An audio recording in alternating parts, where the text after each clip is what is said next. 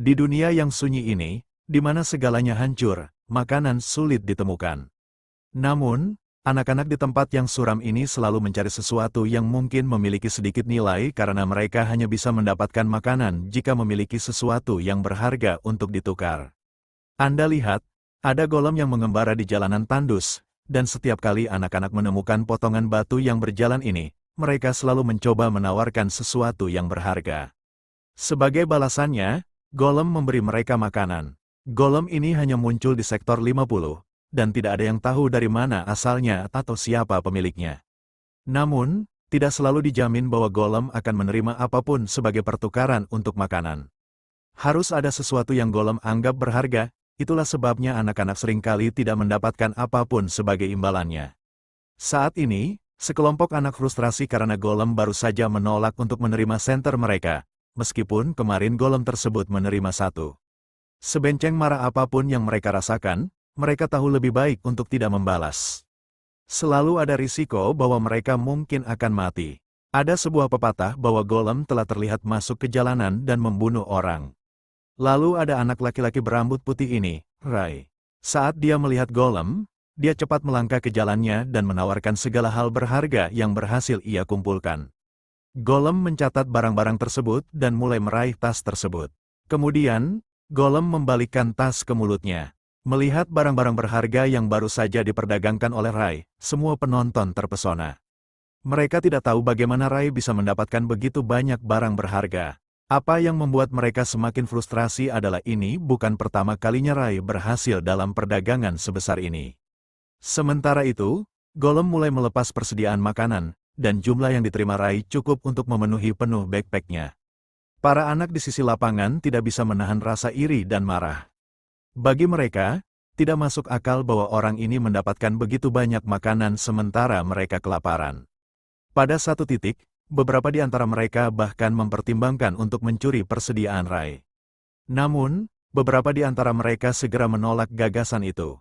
Ternyata, Ray memiliki reputasi. Orang-orang memanggilnya hantu jalan ke-17. Saat Ray berjalan dari sektor 50 menuju jalan ke-17, tiba-tiba ia merasakan kehadiran orang-orang yang bersembunyi di bayang-bayang. Indranya sangat tajam sehingga bisa memberitahu secara pasti berapa banyak mereka ada.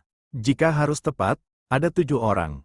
Jadi, dia mengundang semua orang licik ini untuk keluar dari persembunyian, terutama karena dia sudah tahu bahwa mereka telah mengikutinya untuk beberapa waktu sekarang. Masuklah anak gemuk ini didukung oleh 6 orang lainnya. Si gemuk tidak lupa memberikan pujian kepada indera tajam anak-anak kami karena mereka memastikan untuk tetap tidak terdeteksi saat mengintainya.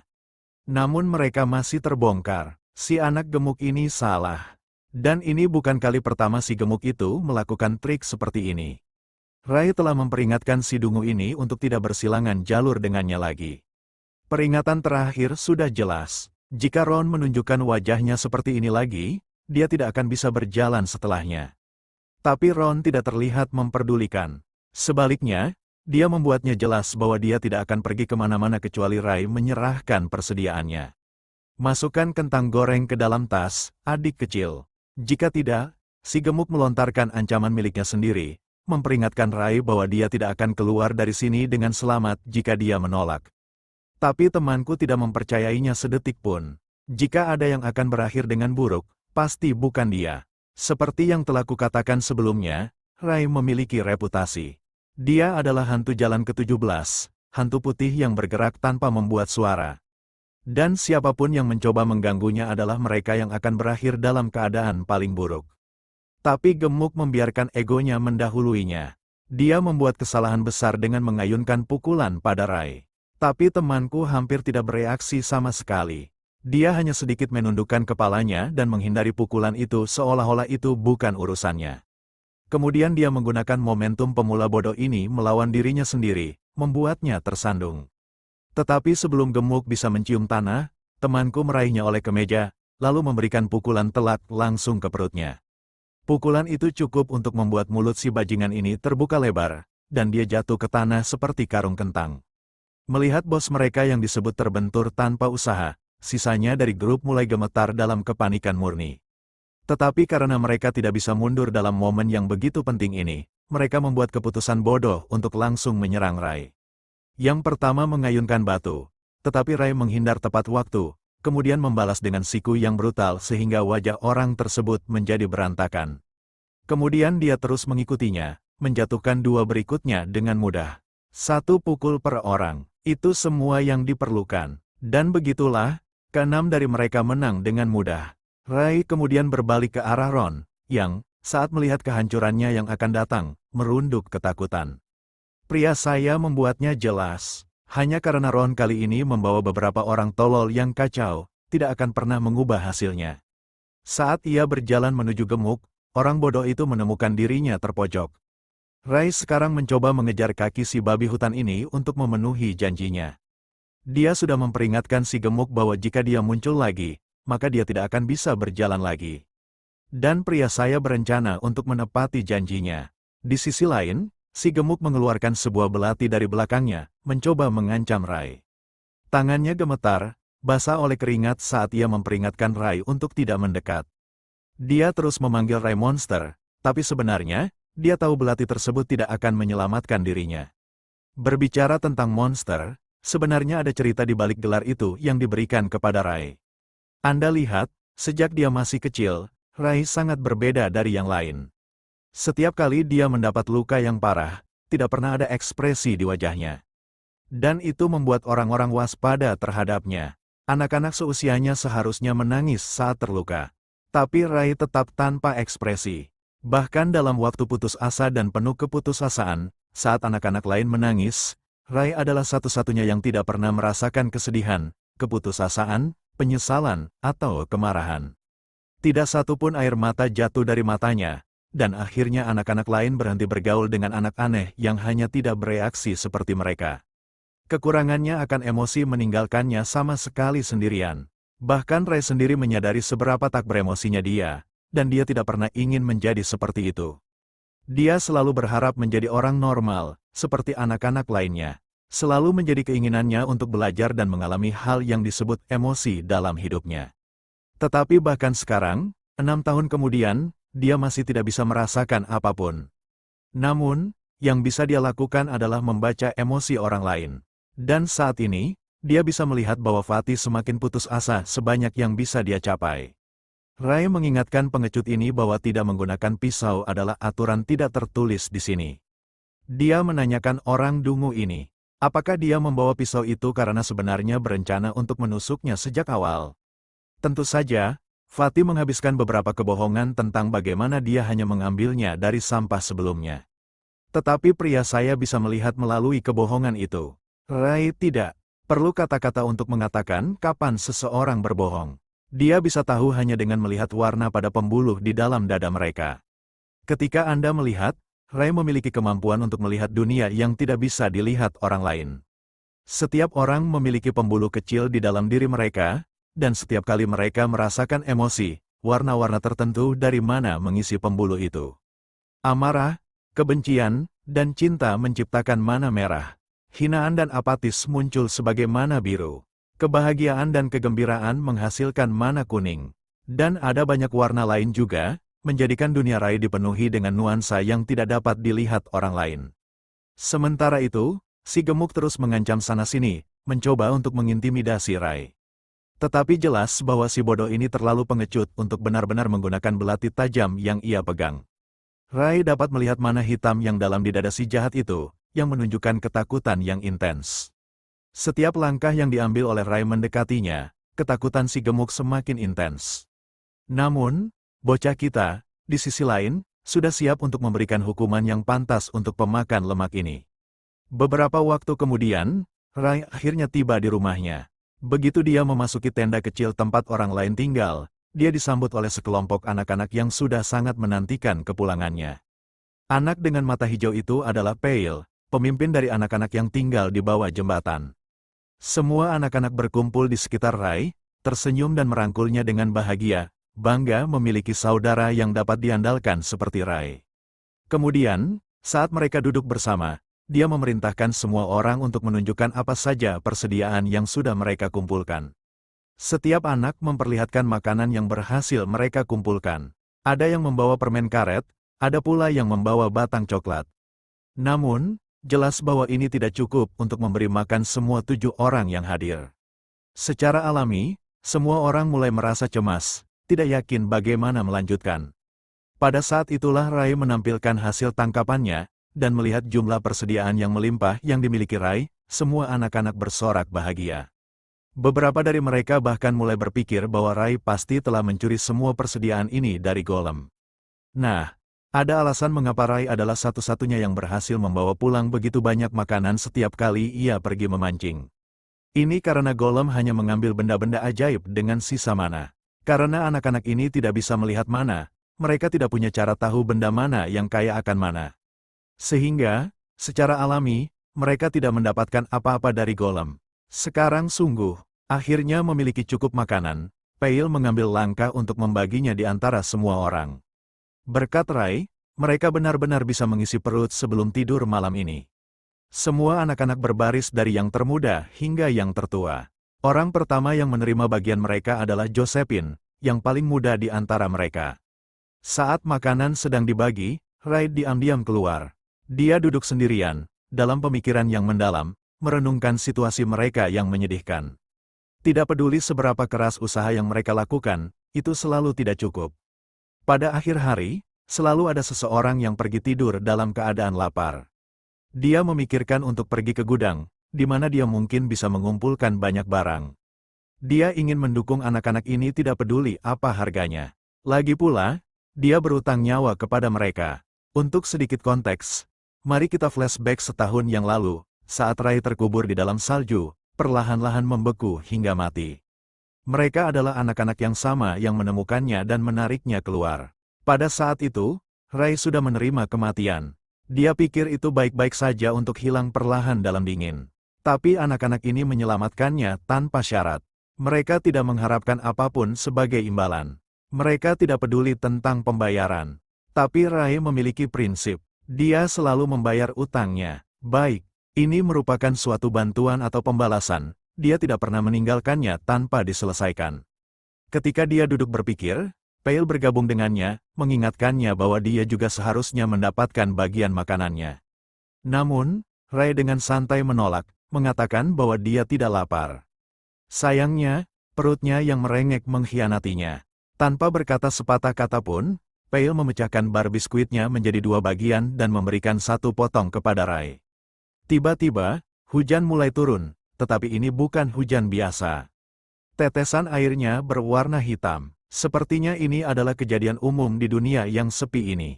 Ada desas-desus bahwa hujan hitam ini merupakan hasil dari para penyihir yang menggunakan terlalu banyak sihir. Ternyata, para penyihir tinggal di sektor-sektor yang bernomor lebih rendah.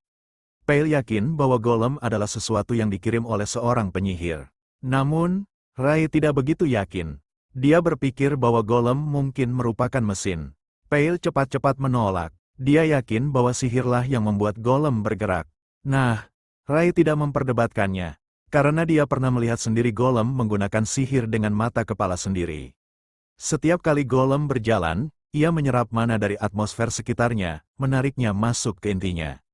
Mana tersebut kemudian bercampur di dalam golem dan dikeluarkan sebagai gas hitam. Jadi ada kemungkinan besar bahwa ini gas adalah penyebab hujan hitam. Rai yakin bahwa pasti ada hubungan antara hujan hitam dan gas hitam. Saat itulah ia tiba-tiba ingat sesuatu yang penting. Tanpa berkata lain, ia menaikkan penutup kepalanya dan memberitahu Peil bahwa ia akan pergi sebentar. Tentu saja, Peil menentang ide ini. Hujan terlalu deras hari ini, hingga sungai pun meluap.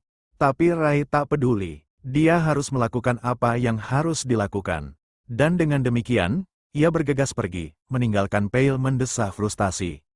Tentu saja, Rai memiliki alasan kuat untuk melakukan ini. Anda lihat, saat hujan turun, semua orang berlindung di dalam rumah mereka untuk menghindarinya. Mereka percaya bahwa bahkan 1 tetes hujan hitam menyentuh badan Anda sudah cukup membuat Anda sakit. Namun, Rai tahu ia bisa melindungi dirinya dari hujan, membuatnya lebih mudah.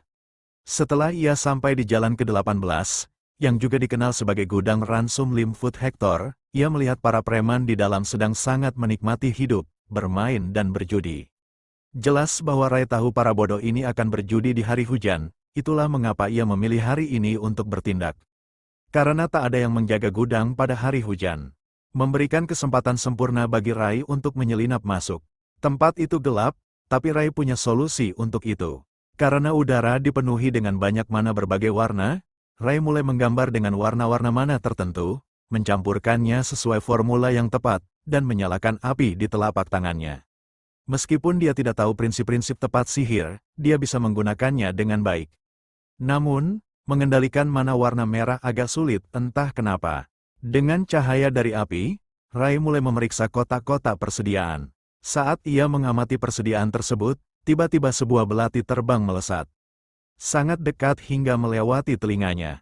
Kelihatannya kehadirannya sudah diperhatikan oleh para orang jahat di dalam, dan mereka tidak suka dengan ide tikus mencuri persediaan mereka di bawah hidung mereka. Ternyata, para orang jahat tersebut telah bersembunyi di balik pilar dari awal, hampir seolah-olah mereka sudah mengantisipasi kemunculan Rai. Ada 3 orang dari mereka, dan mereka sepertinya tahu persis di mana Rai bersembunyi. Yang lebih memprihatinkan bagi Rai adalah bahwa ia tidak mengharapkan para orang jahat ini dilengkapi dengan gogel visi malam. Mereka melemparkannya, mereka mengayunkan belati mereka sekali lagi ke arah Rai, tetapi dia menerjang ke bawah, menghindarinya ke kiri dan kanan. Melihat ini, para preman yang mengenakan kacamata penglihatan malam bingung. Bagaimana bisa seorang anak bisa menghindari belati tersebut di tempat yang gelap gulita ini adalah hal yang gila. Preman-preman lainnya menegur rekannya untuk mengarahkan dengan benar kali ini, tetapi si miskin terkena pukulan dari Rai sebelum dia bahkan bisa melemparkan belatinya lagi. Pada titik ini, mereka semua bingung melihat bagaimana anak ini bisa melihat mereka dalam kegelapan. Yang mereka tidak tahu adalah bahwa Rai dengan mudah bisa melihat warna dari pembuluh darah mereka. Saat ini, pembuluh darah mereka berpendar merah gelap karena amarah yang membangun di dalam mereka. Salah satu dari mereka meluncurkan belati lain dengan segenap kekuatannya, tetapi Rai sudah siap untuk menghindari serangan yang akan datang. Dengan membaca aliran mananya dari pembuluh darah melalui arteri, Rai dapat memprediksi dan dengan mudah menghindari pukulan tersebut. Setelah dia menghindari pukulan tersebut, dia menyusul dengan tendangan ke leher orang tersebut. Dengan 2 di antara mereka terjatuh, hanya 1 yang tersisa, tetapi yang terakhir juga mendapatkan pukulan keras di perutnya sebagai konsekuensinya. Dan begitulah 3 orang dungu itu berakhir terjatuh terduduk. Saat itulah seorang bajingan lain masuk ke gudang. Orang ini terdengar merepotkan, karena sejauh yang dapat diingat oleh Rai, pria ini adalah Humphrey, eksekutif dari grup Hector. Si celakanya sangat kecewa melihat ketiga anak buahnya tergeletak di tanah. Dan yang membuatnya semakin kesal adalah kenyataan bahwa mereka dikalahkan oleh seekor tikus. Bahkan Rai pun tidak ingin bersenggol dengan pria ini, jadi dia menutupi wajahnya dengan hoodie dan memutuskan waktunya untuk pergi. Dia segera bergerak cepat dan mencoba untuk menghantam pria tersebut di dada untuk menjauhkannya dari pintu masuk. Namun pukulan yang diarahkan oleh Rai hanya sedikit lebih dari halangan kecil bagi si celaka tersebut. Sebagai balasannya, pria itu mencoba menangkap kepala Rai, namun Rai berjongkok tepat waktu dan dengan susah payah lolos. Si celaka kemudian melanjutkan dengan pukulan yang membuat Rai tergelincir di lantai. Si celaka mengakui bahwa Rai memang memiliki refleks yang bagus untuk seorang anak seusianya. Sementara itu, Rai menyadari bahwa pria ini memiliki kekuatan yang serius. Si celaka mulai melemparkan pukulan demi pukulan, tetapi Rai berhasil menghindarinya semua, bergerak ke kiri dan kanan dengan mudah. Meskipun Rai dapat menghindar, dia tahu bahwa dia tidak bisa terus seperti ini selamanya. Dia perlu mencari sesuatu sebelum dia terkapok. Itu saat dia mengamati celah dalam pertahanan si bajingan dan dengan cepat menyerang dadanya. Begitu tangannya bersentuhan, dia meningkatkan kekuatan api di telapak tangannya. Dan saat momen kecil tersebut cukup membuat Rai lenyap dari tempat itu seolah dia tak pernah ada. Si brengsek lainnya yang menjaga tempat itu dengan cepat berhamburan di sekitar gudang, berpikir bahwa karena bocah itu bertarung melawan Humphrey, dia tidak akan bisa pergi jauh. Rai mulai merasa khawatir, karena dengan kecepatan saat ini dia memang akan tertangkap. Namun, kemudian dia melihat sebuah batu dan melemparkannya untuk mengalihkan perhatian mereka. Si brengsek aneh itu terayu dan mulai berlari ke arah yang berlawanan sementara Rai kabur. Akhirnya dia berhasil merampas gudang kelompok Hector yang terkenal, tetapi dia tahu dia akan mati jika tertangkap. Meskipun Rai tidak takut mati, yang dia takuti adalah jika dia tidak ada di sekitar, anak-anak itu tidak akan bertahan lama di dunia yang kejam ini. Tiba-tiba para bajingan mengejarnya, jadi Rai meningkatkan kecepatannya. Namun segera dia menemukan dirinya berhadapan dengan jalan buntu. Sekarang dia terpojok, para bajingan mengeluarkan senjata mereka dan menyuruhnya datang ke tempat mereka dan mengeluarkan apa yang dia curi sebelum mereka mulai menusuk perutnya. Karena dia tidak melihat Humphrey di sekitar, Rai merasa yakin bahwa dia bisa menang. Jadi dia mulai mengisi beberapa mana di tinjunya. Salah satu orang jahat mendekatinya, tetapi Rai menghindar dan memberikan uppercut yang kuat kepada orang itu. Kemudian datang orang lain dengan tergesa-gesa, tetapi Rai dengan cepat menangkap tangan belati orang itu dan mengeluarkan sedikit listrik, membakar kepala orang itu dan membuatnya jatuh tersungkur. Tiba-tiba Rai mendengar lebih banyak orang ini datang ke arahnya. Sepertinya mereka tidak akan berhenti mengejarnya sampai dia tertangkap, dan Rai tidak yakin apakah dia bisa menggunakan sihirnya tanpa batas. Saat itulah dia melihat tempat sampah di belakangnya dan segera berlindung di dalamnya. Para orang jahat juga menyelidiki area tersebut, tetapi mereka tidak menemukan siapapun selain beberapa rekan mereka, jadi mereka melanjutkan ke depan, bertekad untuk menemukannya. Mereka tidak bisa kehilangannya. Dengan hujan turun dengan sangat deras, langkah-langkah mulai memudar, yang berarti tidak peduli apa yang mereka lakukan, Rai yakin mereka tidak akan menemukannya di sini. Dia memutuskan untuk tinggal di dalam tempat sampah itu semalaman karena jika mereka mengikutinya ke jembatan, anak-anak juga akan berada dalam bahaya. Dengan itu, dia menghabiskan seluruh malam di dalam tempat sampah. Hari berikutnya tiba dan dia bangun dengan cahaya yang merembes melalui celah-celah. Dia melompat keluar dari tempat sampah, namun langsung terekspos oleh seorang bajingan yang berdiri tepat di luar tempat sampah. Rai bisa langsung tahu dari warna kapal orang itu bahwa dia sangat marah, dan si anak tidak yakin apakah dia bisa menghadapi bajingan itu sendirian, mengingat dia belum pulih sepenuhnya.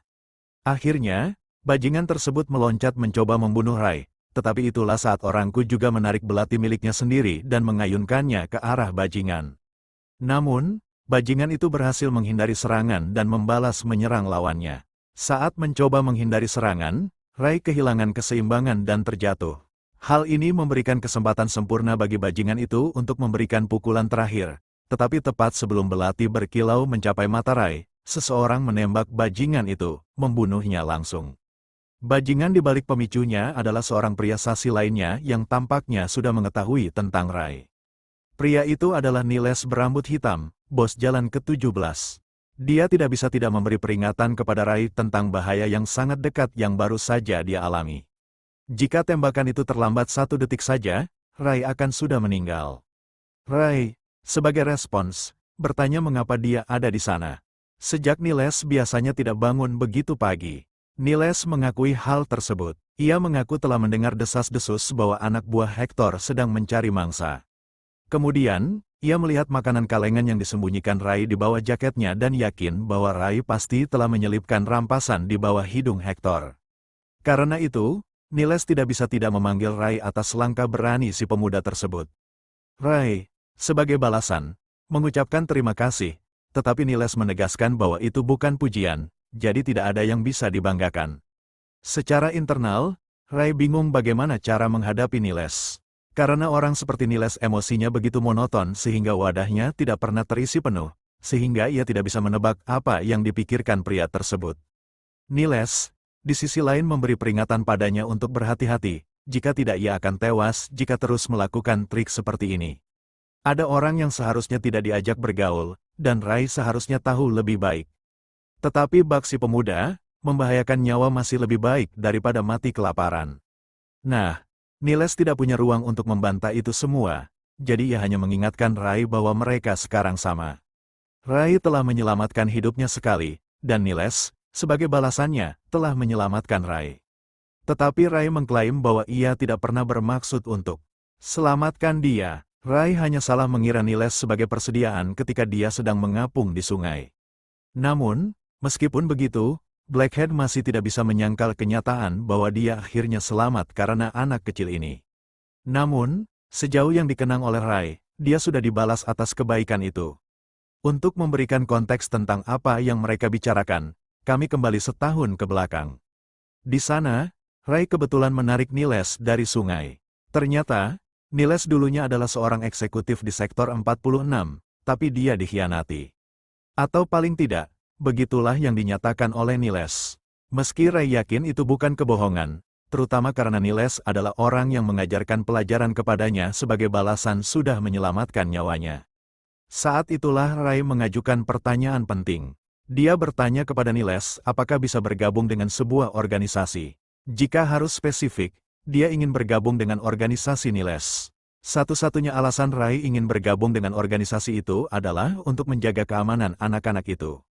Niles tidak memberikan jawaban langsung. Dia hanya pergi dari situ dan berdiri di belakang tembok. Lalu dia mengajukan pertanyaan yang tidak terduga, bertanya kepada Rai apakah dia bisa menggunakan sihir.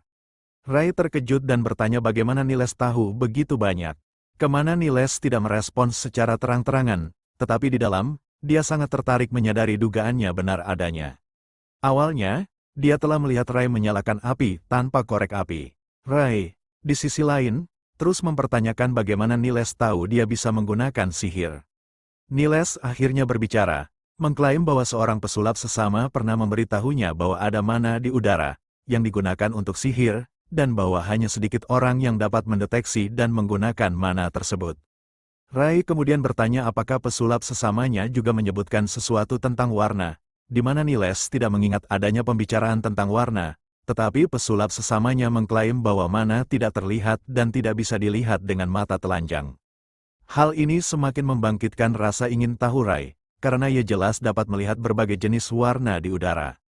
Rai kembali mempertanyakan Niles, bertanya apakah dia mungkin lupa detail penting, tetapi ini hanya membuat Niles tersinggung, karena dia yakin telah memberitahu Rai semua yang ia ketahui, dan pada titik ini, Rai hanya mencoba menyulut emosinya dengan terus mengulangi pertanyaan yang sama. Kembali ke topik yang dibicarakan, Rai ingin tahu apakah permintaannya untuk bergabung. Organisasi itu akan disetujui atau tidak, kemana Niles menolak permintaannya karena beberapa alasan yang jelas.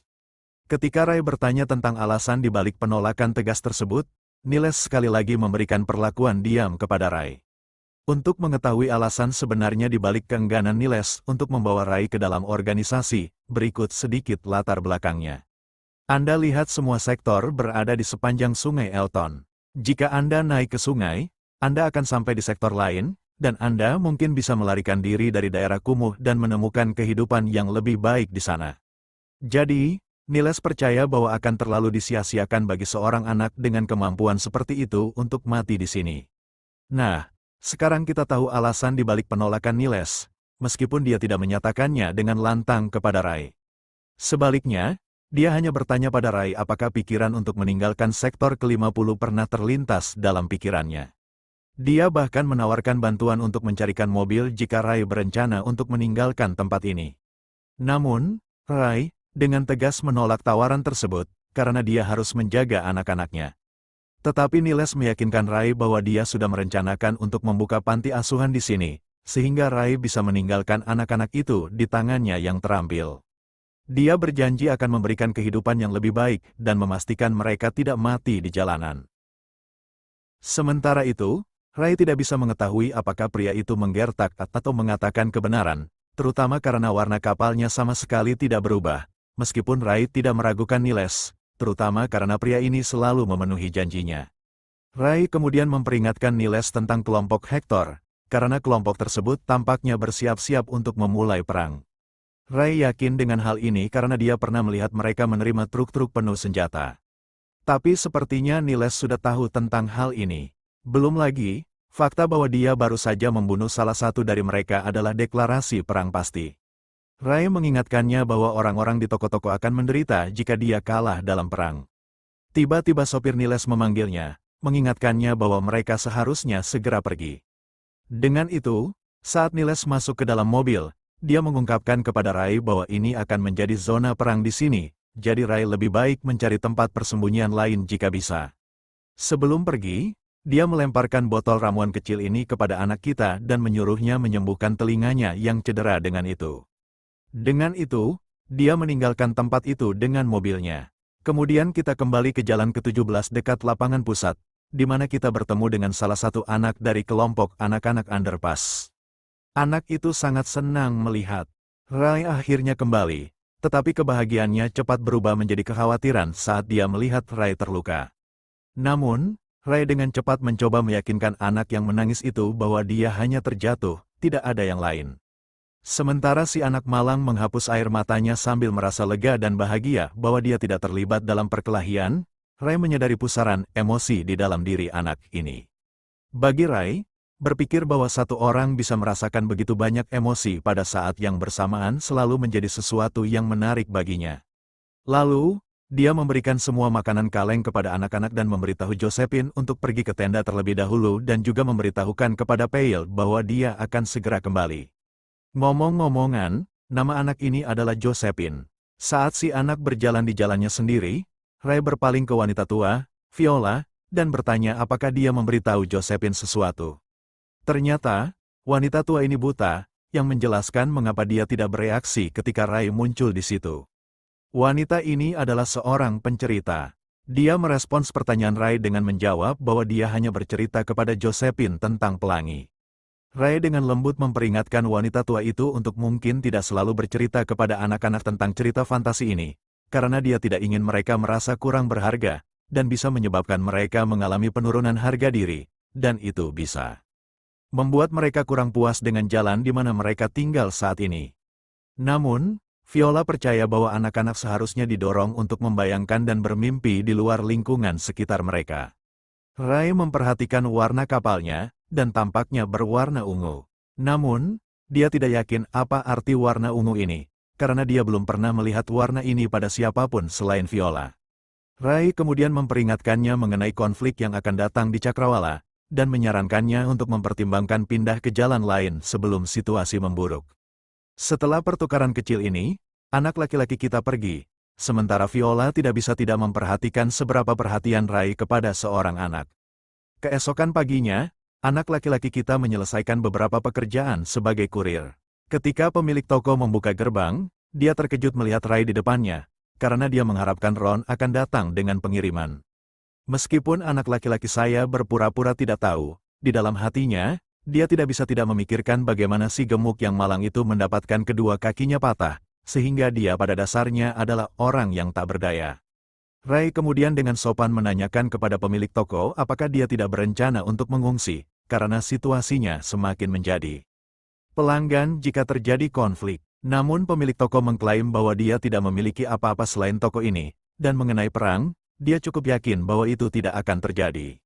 Mendengar hal ini, Ray tertarik, dan menanyakan alasan, di mana pemilik toko menjelaskan bahwa kelompok Hector dan Neil saat ini sedang dalam pembahasan, jadi jika hal-hal diselesaikan dengan damai, tidak akan ada konflik. Pada saat itu, pintu ruangan di mana pertemuan sedang berlangsung terbuka, dan kami melihat sekelompok pria dari kelompok Hector. Pria yang wajahnya penuh dengan bekas luka sebenarnya adalah pemimpin 18 T Street, yang bernama Hector, pemimpin dari kelompok Hector. Temanku dengan cepat menarik hoodie-nya menutupi wajahnya. Hector, di sisi lain, tertarik dengan fakta bahwa seorang anak bekerja di tempat ini sementara semua orang dewasa sudah melarikan diri. Dia kemudian meletakkan tangannya di leher Ray sebagai tanda penghargaan atas kerja keras yang Ray lakukan. Kemudian, ia memberikan sedikit uang koin kepada anak itu dan memintanya untuk memperlakukan dirinya dengan baik. Dengan itu, mereka kemudian pergi. Namun pada saat itu, pria botak Humphrey menyadari telinga yang terluka milik Ray. Dia dengan cepat berbalik ke arah anak laki-laki kami.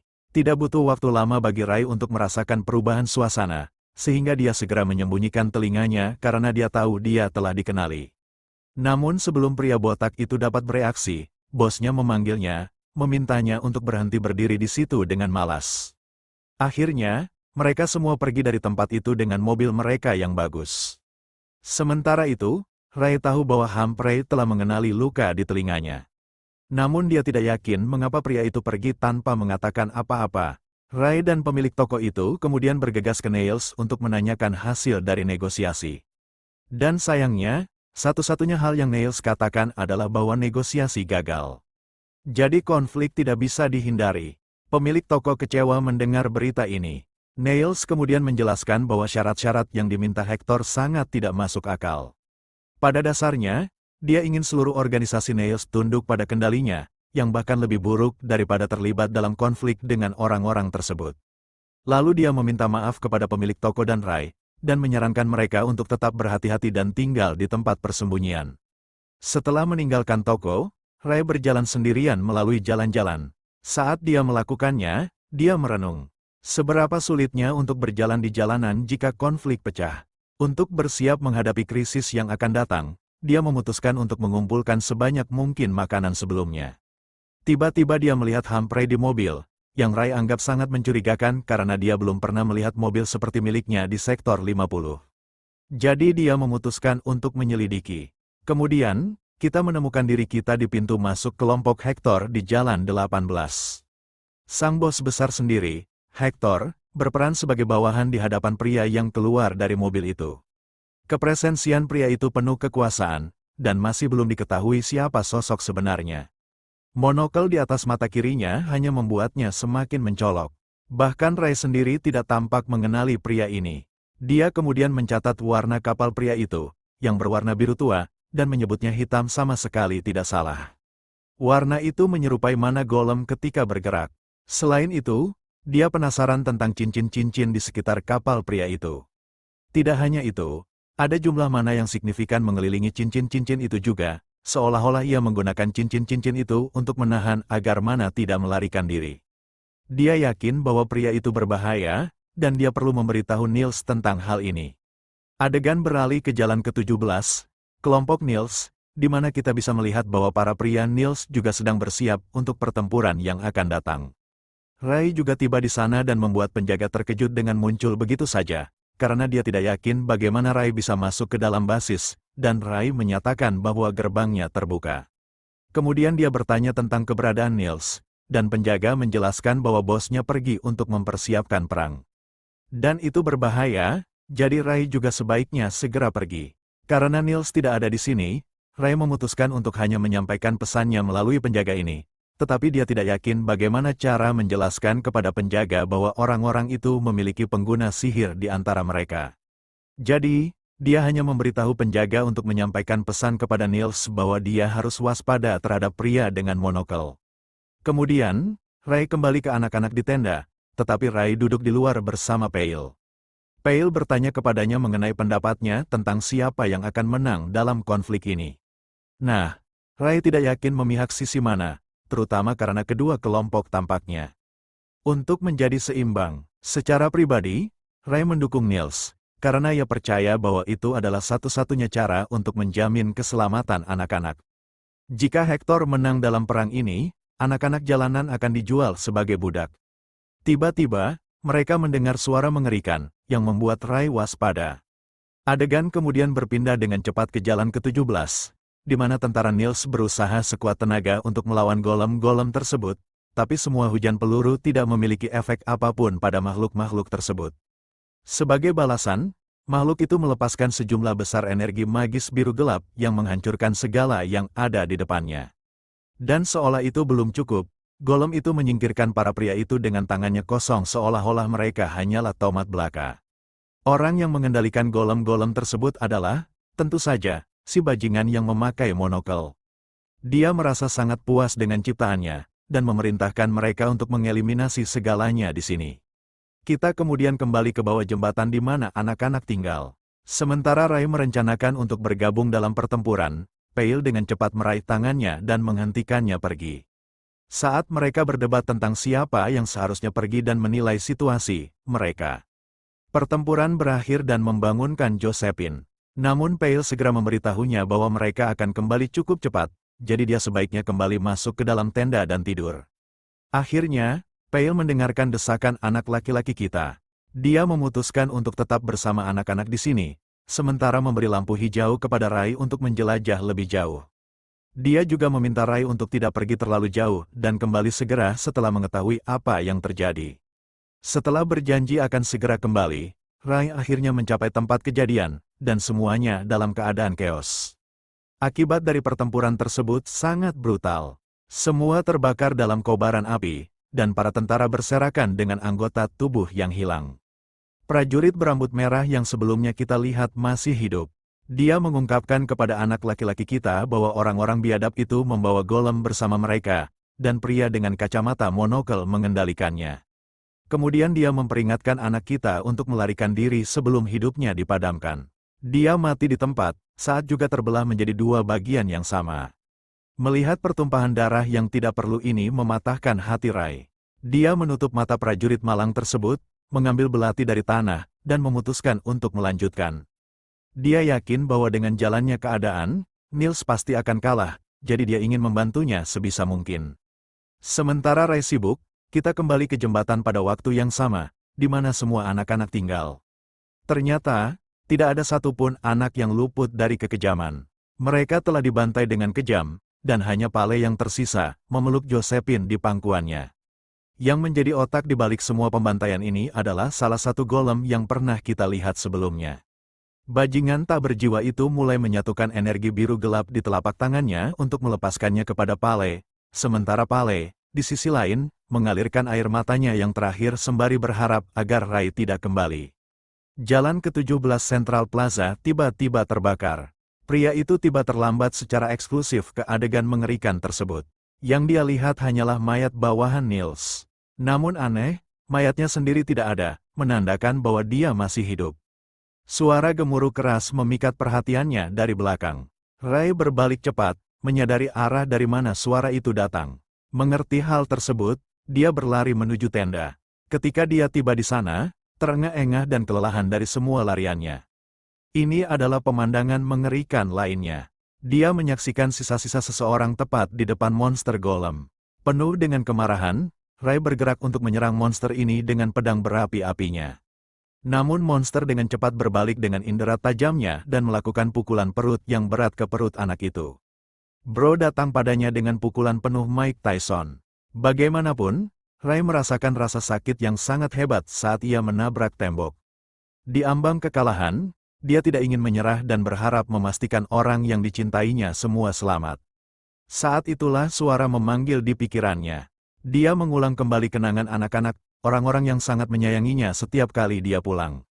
Hal itu memberinya kekuatan sejenak. Sebelum kenangan manis itu berubah menjadi mimpi buruk yang mengerikan, semua anak-anak itu telah dibunuh secara kejam. Lorraine, Leia, Corden, Miles, Josephine dan Pale semuanya telah pergi. Rai dengan sangat sedih menyangkal kenyataan, meraih mereka. Dia tidak bisa menerima kehilangan nyawa mereka tanpa harus membayar balik kebaikan mereka. Namun hal itu tidak terlalu penting karena anak berambut perak itu akan segera menjumpai akhirnya sendiri di sini. Dia mendengar suara yang familiar, suara yang sama yang pernah dia dengar saat dalam pertarungan. Inilah monster golem despicable itu. Siapa yang menjadi bertanggung jawab untuk mengakhiri hidup mereka? Dan sekarang, sedang mempersiapkan ledakan untuk mengakhiri Rai juga. Anak-anak yang tak berdaya ini serta para pengikut Niles, bahkan orang-orang di jalanan. Pembantaian yang terjadi adalah semua karena monster ini. Rai mengambil sikap untuk membalas dendam tanpa memperdulikan biaya. Dia menggunakan segala daya yang dimilikinya, setiap belahan energinya, mengumpulkannya hingga cukup untuk berdiri. Namun tubuh Rai tidak patuh, hingga sebuah mobil berkekuatan besar dilemparkan ke golem dari arah yang tak terduga, membuatnya terhempas jauh. Dari dalam kendaraan keluar Niles yang menyelamatkan Rai. Untungnya anak itu tidak mengalami luka serius. Namun anak itu merasa mengerikan dan putus asa untuk menyampaikan berita tentang anak-anak yang meninggal. Niles dengan terkejut menyadari apa yang terjadi. Dia meminta maaf kepada anak itu atas keterlambatannya datang ke lokasi. Rai tidak ingin menerima itu sebagai kesalahannya. Niles menyadari bahwa anak itu sangat berduka dan menyalahkan dirinya sendiri atas kehidupan mereka, memeluknya untuk memberikan penghiburan. Adapun bawahan-bawahannya, mereka semua telah mati. Orang yang bertanggung jawab pastinya adalah Hector, yang memanggil para penyihir dari di luar untuk membunuh mereka semua. Pertanyaannya adalah, apa yang akan dilakukan sekarang? Niles bermaksud untuk kembali ke jalan dengan harapan mencari tahu apakah ada yang selamat. Sebelum dia akan berbicara tentang bagian berikut dari rencananya, Niles ditembak dengan sinar laser yang mengenai dadanya. Mata Rai terbelalak kaget saat dia melihat golem berdiri di belakang, baru saja menyelesaikan serangan terakhir pada Niles. Pria malang itu memiliki lubang di dadanya tapi masih tersenyum. Sungguh pria tangguh. Niles roboh di pelukan sang anak laki-laki, sambil Rai dengan putus asa memanggil namanya. Dia bahkan tidak tahu apa yang terjadi sekarang. Jantungnya berdetak dengan sangat cepat saat dia mengingat pelatihan bersama Niles dan berbagi semua kenangannya. Jantung sang anak laki-laki berdetak penuh kemarahan untuk menghadapi golem yang membinasakan semua orang yang dia sayangi. Golem itu bertujuan untuk membunuh anak laki-laki itu.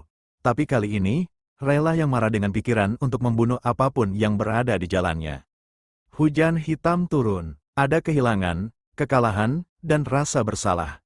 Tapi lebih dari segalanya, yang paling diinginkan oleh Ray adalah untuk melarikan diri dari mimpi buruk yang mengerikan ini dan terbangun untuk memperbaiki segalanya. Namun, ini adalah realitas yang tidak bisa dia lakukan apa-apa. Golem itu mengarahkan tangannya ke arahnya, bertujuan untuk mengakhiri anak itu. Anak itu sebagai respons melakukan hal yang sama, kekuatannya terisi dalam cahaya merah terang. Keduanya mempersiapkan serangan terakhir mereka dan akhirnya melepaskan dua balok energi. Balok energi yang merusak bertabrakan satu sama lain, tetapi ada sesuatu yang berbeda tentang Ray. Dia memiliki emosi, bukan robot. Dia memiliki alasan dan emosi untuk bertarung. Itulah mengapa serangannya menjadi sangat kuat bagi golem tersebut. Badai api inferno meletus dan menelan makhluk itu, mengurainya menjadi reruntuhan semata. Saat serangannya berakhir, sisa-sisa meleleh terukir di daging bumi. Selanjutnya, anak itu bergegas untuk mencoba membantu Niles bangun. Dia tidak ingin Niles mati terlepas dari apa yang terjadi. Menariknya, Niles masih bernapas dalam momen-momen terakhirnya. Dia dalam penderitaan ekstrim dan tak pernah berpikir akan mati dengan damai. Namun, hal terakhir yang ia duga adalah bahwa ia akan mati hari ini dari segala hal. Merefleksikan bahwa ia tak memiliki refleksi dalam hidupnya, Niles dengan tenang menerima bahwa ia mencapai banyak dari tempat ia memulai. Namun ia membuat kesalahan dengan bertarung jauh lebih kemudian dalam hidupnya dari yang seharusnya, yang membuatnya menyesal dan merasa rasa bersalah tentang situasi itu. Niles hampir berusia sama dengan anak laki-laki ketika kejadian itu terjadi. Ray ingin pergi dan mencari obat dari mobil, tapi dia dihentikan oleh pria yang jauh lebih tua. Dia ingin anak itu melakukan satu hal, yaitu meninggalkan tempat yang menyedihkan ini. Niles berharap anak laki-laki itu bisa hidup lebih baik di tempat lain. Mereka selalu memiliki hubungan yang erat seperti saudara. Tetapi sekarang, Niles hanya menginginkan yang terbaik untuk Ray, agar bisa mencapai puncak daripada tinggal di dasar. Ketika mengucapkan kata-kata itu, hidup terakhir pun lenyap dari tubuh Niles saat tangannya terlepas dari telapak tangan anak laki-laki itu. Sekarang, dia tidak ada lagi di dunia ini. Ray hanya memiliki saat-saat untuk menerima apa yang baru saja terjadi. Tak lama kemudian, dia dipenuhi amarah dan keputusasaan, berteriak dalam kekang emosi pertama yang pernah dirasakannya. Setelah itu, anak itu duduk di dekat puing dan tidak bergerak untuk sementara waktu. Dia masih dalam rasa sakit dan kejut, tak mampu menjelaskan apa yang terjadi kecuali sebagai mimpi, hanya mengingat pembantaian mengerikan kemarin, orang-orang yang dia kehilangan, serta emosinya yang memutar seperti gila. Ada sesuatu yang berbeda tentang situasi itu. Ray melemparkan sedikit api di telapak tangannya, menyadari bahwa emosinya langsung berkorelasi dengan kekuatan mantra apinya. Namun, berlebihan juga bisa dengan mudah memadamkan mantranya, yang baru saja terjadi. Ray menyadari bahwa dia tidak bisa menunggu lebih lama dan memutuskan untuk bergerak. Jenazah orang-orang yang dicintainya sudah semua diurus. Misi berikutnya adalah untuk membalas dendam, tidak peduli lagi dengan konsekuensi moral dari tindakannya. Kembali ke jalan ke-17, tumpukan mayat sedang dikumpulkan. Semua orang sekarang tahu bahwa Hector menang jauh, dan semuanya akan menjadi lebih sulit dari sekarang. Penjahat mengolok-olok Niles karena tidak menerima tawaran mereka. Ray sudah di sini, sudah menemukan targetnya dengan pisau di tangannya. Tiba-tiba, dia dikepung oleh seseorang dari belakang dan segera membabat leher pria itu bersih dengan satu tebasan. Namun, tebasan itu tidak cukup dalam untuk membunuh orang itu, dan dia mencoba sebaik mungkin untuk berbicara dengan anak itu.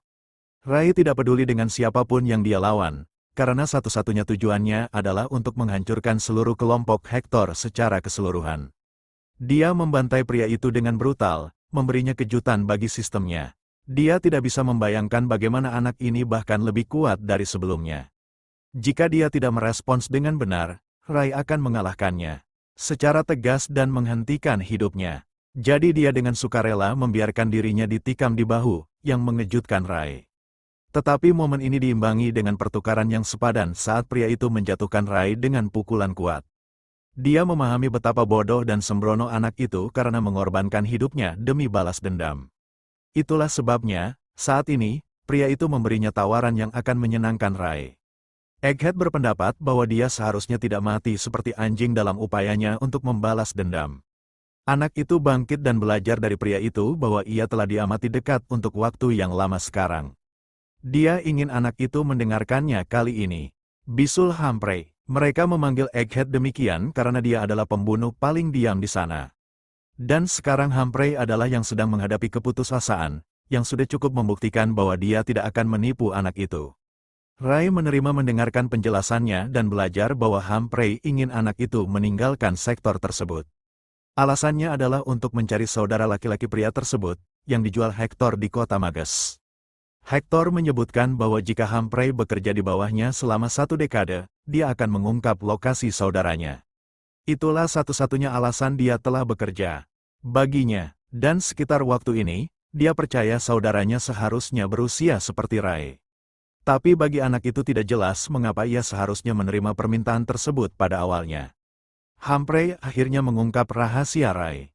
Dia mengerti bahwa sang anak tahu cara menggunakan sihir. Ini mengejutkan. Tetapi Humphrey melanjutkan bahwa dia yakin setelah melihat pertempurannya di gudang. Meskipun penggunaan sihir anak itu kecil saat ini, tetap tidak akan cukup untuk mengalahkan Hector sebagaimana adanya.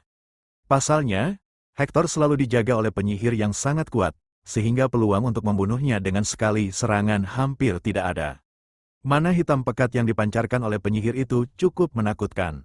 Humphrey menggambarkan gambaran ini sebagai setan. Kecuali jika seseorang dari pihak mereka mencoba mengkhianati mereka, penyihir itu akan membekuk mereka sepenuhnya.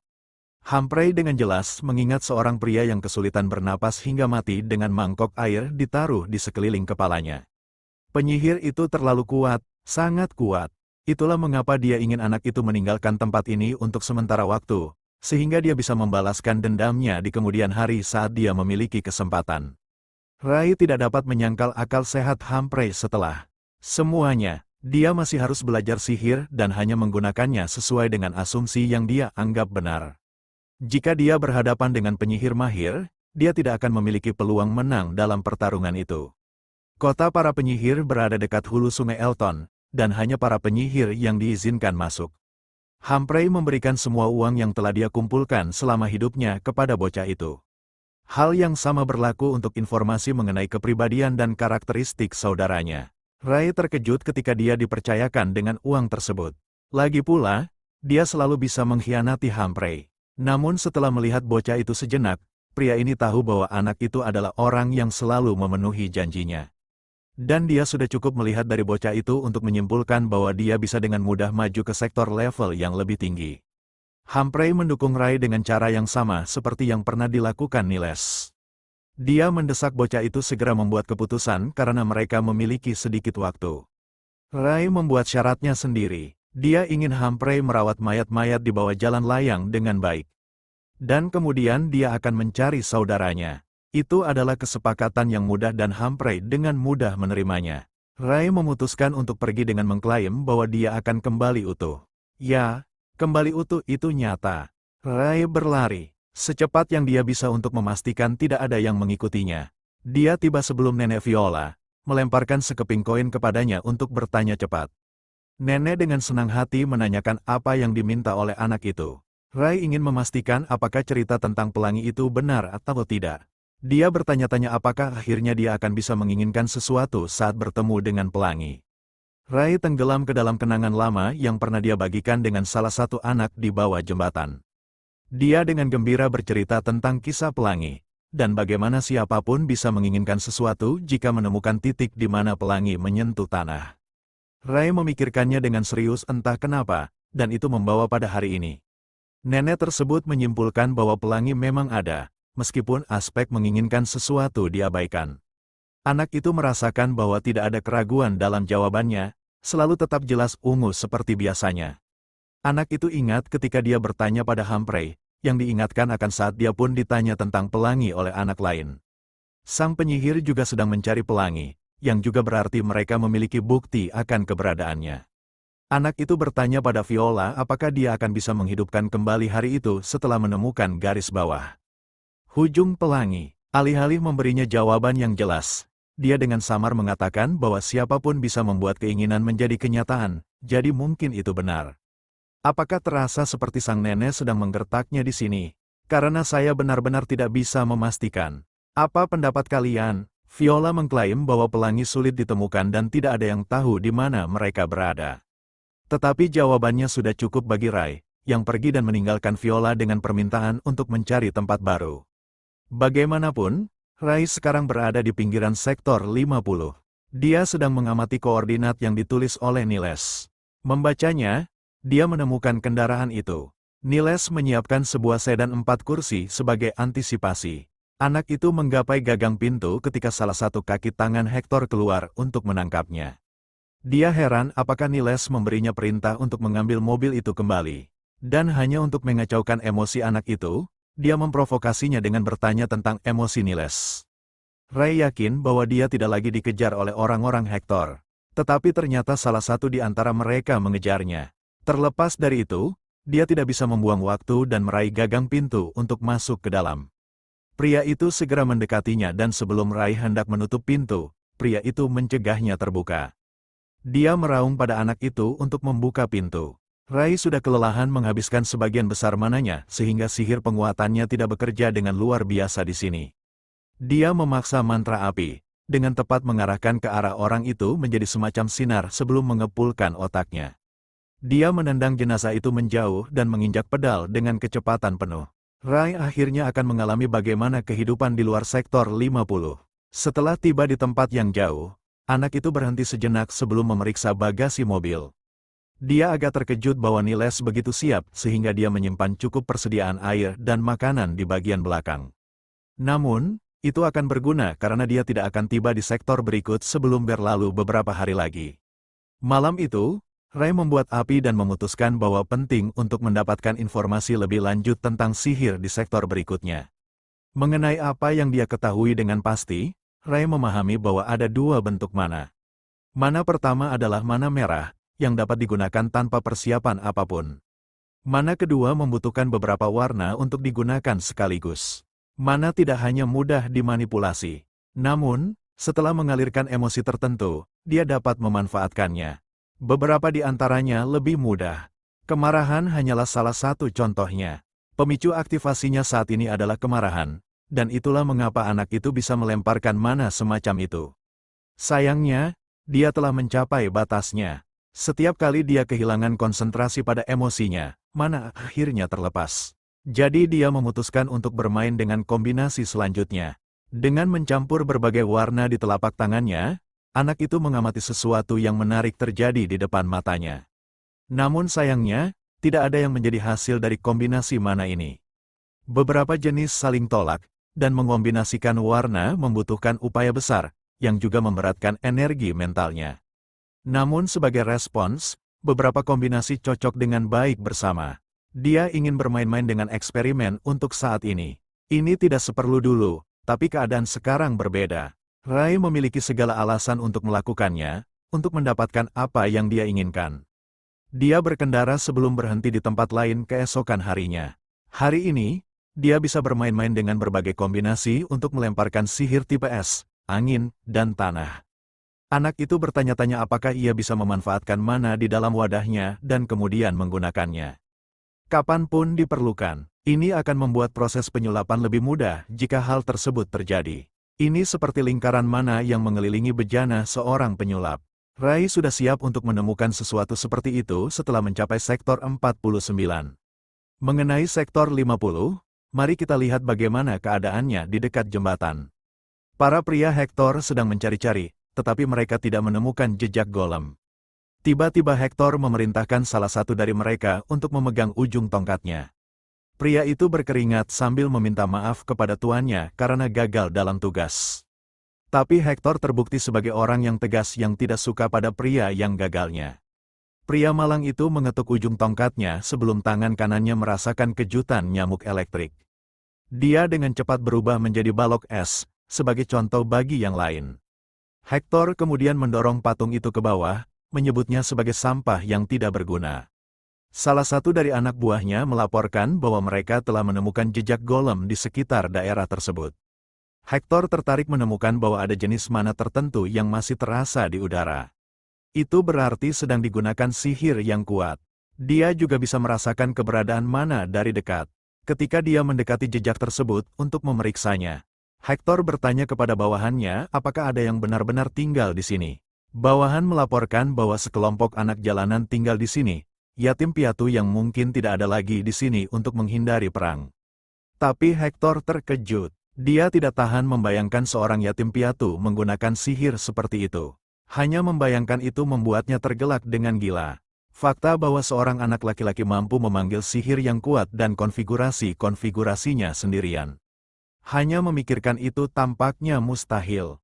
Jadi dia berpegang pada teori yang lebih masuk akal bahwa penyihir lain harus datang ke sini untuk menghancurkan golem. Dia ingin anak buahnya menyelidiki apa yang terjadi di bawah sana. Sebagian dari Hector berpikir bahwa jika seorang anak yatim dapat menyelesaikan hal yang mustahil, maka anak itu pasti memiliki potensi sebagai Archmage Genius dan bisa menjadi kekuatan yang harus diperhitungkan. Saatnya, tetapi akhirnya Rai tiba di sektor 49. Sebelum dia datang ke sektor 49, anak laki-laki itu berbicara dengan Niles sebelum dia meninggal. Dia belajar bahwa sektor 42 berada dalam keadaan kacau yang mirip dan juga belajar bahwa ukurannya lebih besar. Gedung-gedungnya lebih besar dan ada jalan-jalan. Tapi tidak ada yang istimewa. Tapi jika Anda pergi hulu, sektor-sektor mengalami perubahan yang mencolok. Itulah yang terjadi di sektor ke-49. Rai, setelah menginjakan kakinya di sini, terkejut melihat ukurannya. Ada banyak hal aneh yang terjadi di sekelilingnya. Tidak ada golem yang terlihat, jadi dia bertanya-tanya apakah mereka hanya berada di sektor ke-50. Anak itu melangkah, mendengar banyak orang bercakap-cakap tentang kehidupan mereka. Sampai di jalan ke-36, dia memastikan bahwa ada terlalu banyak jalan di sini dibandingkan dengan sektor sebelumnya.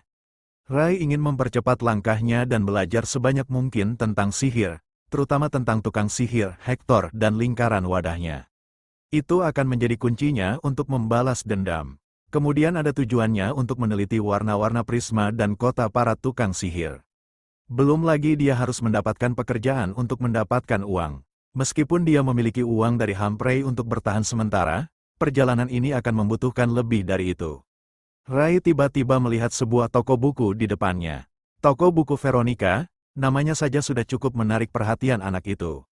Tapi dia belum pernah mengenal toko buku dan tidak tahu apa artinya. Mengingat kembali percakapan lain dengan Niles, anak itu belajar tentang banyak hal darinya. Dia belajar cara membaca sebagian besar. Jadi dia sangat ingin menjelajahi toko buku ini. Di dalam, dia melihat persegi penuh dengan huruf untuk menandainya. Rai belum pernah tahu tentang sesuatu seperti ini sebelumnya. Tiba-tiba suara memanggilnya. Itu seorang gadis berambut merah yang menuduhnya telah memecahkan jendela dan mencuri bukunya lagi.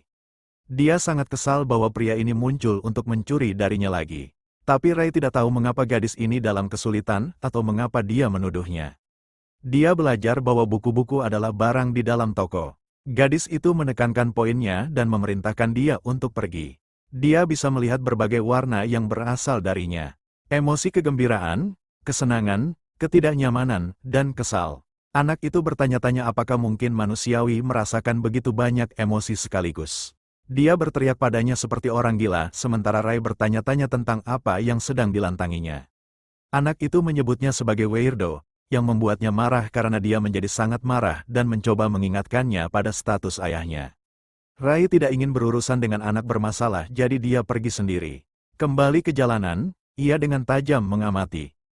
Sekelompok anak-anak menatapnya dengan pandangan waspada. Bocah itu mengerti karena dia adalah orang asing yang baru saja memasuki sektor mereka.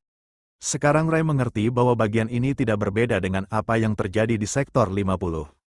Kembali ke mobilnya, ia mengumpulkan pikirannya. Rai telah menjelajahi sejumlah jalan, namun akhirnya gagal dalam mencari sesuatu yang berhubungan dengan sihir.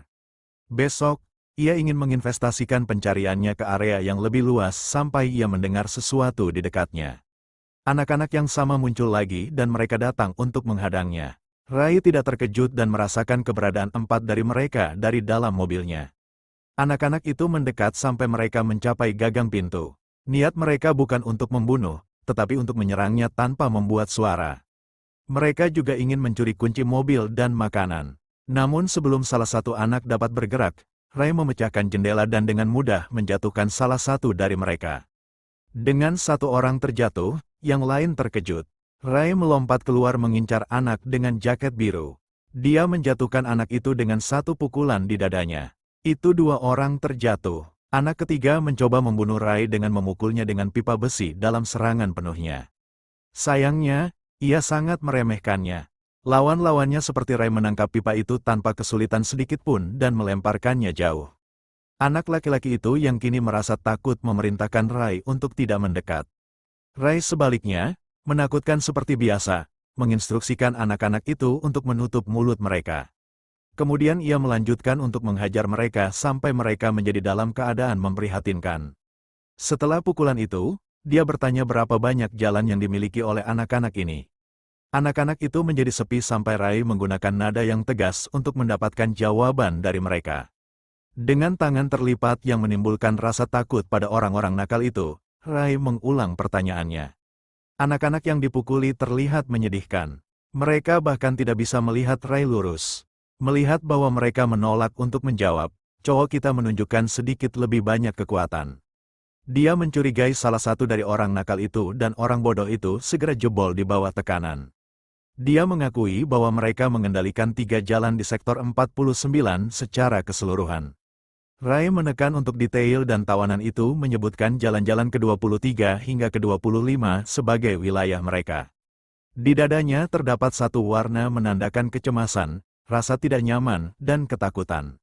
Itulah tanda-tanda yang jelas. Seorang pembohong dan para pembohong mendapatkan tangan mereka diinjak. Saat Ray merusak tangan pembobol dengan kakinya, 2 orang lainnya menyaksikan dengan takut sementara darah mewarnai tanah. Setelah melakukan penyiksaan klasik, Ray beralih perhatiannya kepada 2 orang lainnya. Memfokuskan pada pembobol yang lebih lemah dan lemah hati, Ray tampaknya terlalu ahli dalam interogasi. Kali ini ia tidak perlu menyebabkan rasa sakit. Pembobol tersebut bersumpah memberitahu kebenaran semata-mata karena takut dengan apa yang mungkin terjadi padanya. Menurutnya, mereka menguasai 14 jalanan dengan total 52 anggota. Pemimpin mereka bernama Kedrick dan basis mereka berada di pabrik terbengkalai. Ray tidak mengharapkan anak-anak ini menguasai 14 jalanan. Mereka lebih besar daripada yang ia kira. Ia memerintahkan pembobol tersebut untuk mengangkat kepalanya dan memperkenalkan diri. Dengan suara yang gemetar, pembobol tersebut melafalkan namanya, Neishu. Menurut tikus ini, bos memerintahkan mereka untuk menghajar Ray hingga sekarat dan mencuri makanan, uang, serta persediaan yang dimilikinya. Bos juga memberikan peringatan bahwa ia selalu mengawasi segalanya. Tersembunyi di dalam. Titik buta Gun tersembunyi keempat melakukan gerakannya. Dia melompat dari atap mobil dan mengarahkan sebilah pedang ke punggung Ray. Tanpa terpengaruh oleh ancaman yang datang untuk nyawanya, mana Ray mendidih dan bergelora. Dia memanipulasi mananya yang berwarna biru menyilangkan gun itu menjauh tanpa harus mengangkat jari. Selain itu, angin memporak-porandakan banyak debu di udara membutakan gun pemegang pisau tersebut. Yang Anda tahu selanjutnya, dia terdiam seperti padam dengan 2 pukulan bersih ke wajah dan tubuh. Ray perlahan-lahan melangkah masuk dan menyaksikan si penyerang merintih kepedihan. Dia meraih si brengsek licik tersebut oleh rambut dan mengangkatnya seperti tidak berat. Ray ingin gun ini kembali kepada bos mereka dan membalas ancaman tersebut. Dia juga bisa melihat segala sesuatu. Setelah insiden kecil tersebut, Ray melanjutkan penelitiannya tentang sektor 49. Seperti di sektor asalnya, orang-orang di sini sama sekali tidak tahu tentang sihir. Dia juga belajar tentang buku dan tumpukan kertas dengan segala macam informasi tertulis di dalamnya. Jika ada berbagai macam buku, pasti ada yang berbicara tentang sihir, bukan? Saat dia diam-diam melintasi jalan-jalan, beberapa karakter samping yang tidak menonjol mengundang. Dia diarahkan ke tempat yang lebih sepi. Pertahanan Ray bereaksi secara naluriah tetapi karakter sampingan meyakinkannya bahwa mereka tidak datang untuk bertarung. Ketika ditanya apakah mereka termasuk dalam kelompok yang sama dengan anak-anak yang dikalahkan Ray beberapa hari yang lalu, trio itu dengan jujur menjawab bahwa mereka sama. Karakter sampingan pertama cukup terkesan bahwa satu orang bisa mengalahkan Anthony, Horn, dan melbur setengah mati dengan gaya yang begitu megah. Bos merasa sama jadi dia ingin bertemu dengan Rai. Karakter sampingan pertama mengeluarkan secarik catatan. Sayangnya ketiganya sama sekali tidak bisa membaca. Mereka diperintahkan untuk mengatakan dengan tepat apa yang tertulis di catatan tersebut, tetapi tidak satu pun dari mereka melek huruf. Kehabisan kesabaran, Rai mengambil catatan dari tangan mereka untuk membacanya sendiri. Saat dia melihat-lihat catatan singkat tersebut, karakter sampingan menatapnya seperti makhluk mistis. Dikarenakan dia bisa membaca, dia seakan-akan juga menjadi seperti itu. Dalam geng mereka, hanya bos dan seseorang bernama Wafer yang bisa membaca. Catatan itu sederhana dan penuh keyakinan. Itu adalah jaminan bahwa Rai tidak akan pernah kelaparan jika dia bekerja untuk geng tersebut. Setelah melihat catatan tersebut, dia berbalik kepada karakter sampingan yang tidak berguna dan bertanya bagaimana mereka memilih bos mereka. Sama seperti kebanyakan kelompok dalam. Di sektor bawah, prosesnya sederhana. Mereka memilih pemimpin berdasarkan kekuatan. Yang paling kuat menjadi bos. Setelah menerima undangan mereka, Rai memimpin jalan menuju pertemuan dengan bos yang selalu mereka bicarakan. Setelah beberapa menit berjalan, mereka sampai di markas Kedrick Group, pabrik yang ditinggalkan. Karakter sampingan nomor 1 perlahan membuka gerbang dan ketegangan terasa. Begitu Rai masuk, ia segera merasakan vibe yang mirip dengan organisasi-organisasi gelap di sektor asalnya. Seorang pemuda yang sedang bersantai di sekitar api unggun, orang tak berwarga negara melihat kedatangan tamu kehormatan mereka. Mengenakan jaket mencolok, rapi, kantung hitam di bawah matanya, dan rambut kusut, bos itu berdiri dengan penuh perhatian. Rai memperkenalkan diri dan menyadari sesuatu yang aneh tentang kelengkapan Kedrick. Meskipun ada saat-saat ketika energi magis keluar dari barang-barang bekas, Rai belum pernah melihat sebuah objek memancarkan energi magis sebanyak cincin Kedrick. Bos itu duduk kembali di tahtanya dan menawarkan kursi berlawanan kepada Rai sebagai tamu berharga. Rai tidak perlu menoleh untuk merasakan pandangan mengerikan dari para kaki tangannya yang menembak ke arahnya. Namun, ia tidak terpengaruh oleh itu. Kedrick hanya memastikan untuk menegaskan dominasinya di wilayahnya sendiri. Bagi seorang bos muda seperti dia, kepemimpinan sangat mahir. Melihat Rai tetap tenang di bawah tekanan, Kedrick terkesan dengan ketegasan dirinya. Ketika ditanya dari mana asalnya dan apa urusan dengan mobil tersebut, Rai menjawab dengan jujur. Begitu dia mengatakan bahwa dia berasal dari sektor 50, para penjahat terkejut. Tidak ada dari mereka yang pernah mendengar seseorang datang dari sektor 50 sebelumnya. Mereka telah mendengar orang datang dari atas tapi tidak pernah sebaliknya. Kedrick menyuruh bawahannya untuk diam dengan mengangkat tangan. Dia semakin terpesona dengan Rai dan kisahnya. Anak itu lebih dari cukup berkualifikasi untuk masuk ke dalam organisasi mereka. Kedrick kemudian menjelaskan bahwa dia berencana untuk akhirnya bergabung dengan sebuah organisasi yang lebih besar. Mereka sedang dalam pembicaraan dengan organisasi super terkenal dari sektor 45 yang dikenal sebagai Mercy Red. Mereka telah membuat kesepakatan untuk diakui dalam barisan Mercy Red begitu mereka mencapai 66 anggota. Bagi Kedrick dan siapapun penjahat jalanan acak di sektor 49 itu merupakan alasan cukup untuk bergabung dengan geng tersebut. Itu adalah kesempatan untuk meningkatkan status mereka. Meskipun Rai sangat tertarik dengan kesepakatan dan gagasan untuk bergabung dengan organisasi, dia tidak bisa sepenuhnya yakin. Karena dia menolak untuk bekerja untuk seseorang yang lebih lemah darinya. Setelah merendahkan Kedrick di depannya, suasana di pabrik yang ditinggalkan berubah. Senyuman Kedrick lenyap. Dengan mata yang gila menatap Rai, dia bertanya apakah anak dari sektor 50 itu baru saja menyebutnya lemah. Mengabaikan ketegangan yang meningkat, Rai menjelaskan bahwa kekuatan menentukan segalanya di tempat asalnya. Pemimpin dihakimi oleh kekuatan mereka dan bukan dari seberapa baik mereka berbicara. Salah satu preman interupsi untuk mengutuk Rai. Tangan Kedrick yang mengenakan cincin menyambar untuk meraih leher preman itu, mengencangkannya hingga hampir hancur. Bos marah dan dia membenci ketika diinterupsi oleh bawahan yang bicara di luar gilirannya. Preman itu dengan patetis meminta maaf sambil diteror oleh bos psikopat. Dari tempat duduknya, Rai bisa jelas melihat warna sihir penguatan yang melingkar di sekitar cincin misterius Kedrick. Tidak peduli dari sudut pandang mana Rai melihatnya, tidak terlihat seperti bos pembunuh itu menggunakan sihir sendiri. Itu cincin adalah satu-satunya hal yang bahkan sedikit ajaib di tempat yang usang ini. Bos membosankan pertunjukan kekerasan. Rai bertanya pada salah satu preman kapan kemarahan itu akan garis bawah folder garis bawah ga. Dengan hati-hati mempertimbangkan pilihannya, ia memperkirakan bahwa ia bisa memecahkan cincin itu jika diberi kesempatan. Untungnya dia tidak perlu bergerak karena kekuatan cincin itu perlahan mereda dengan sendirinya.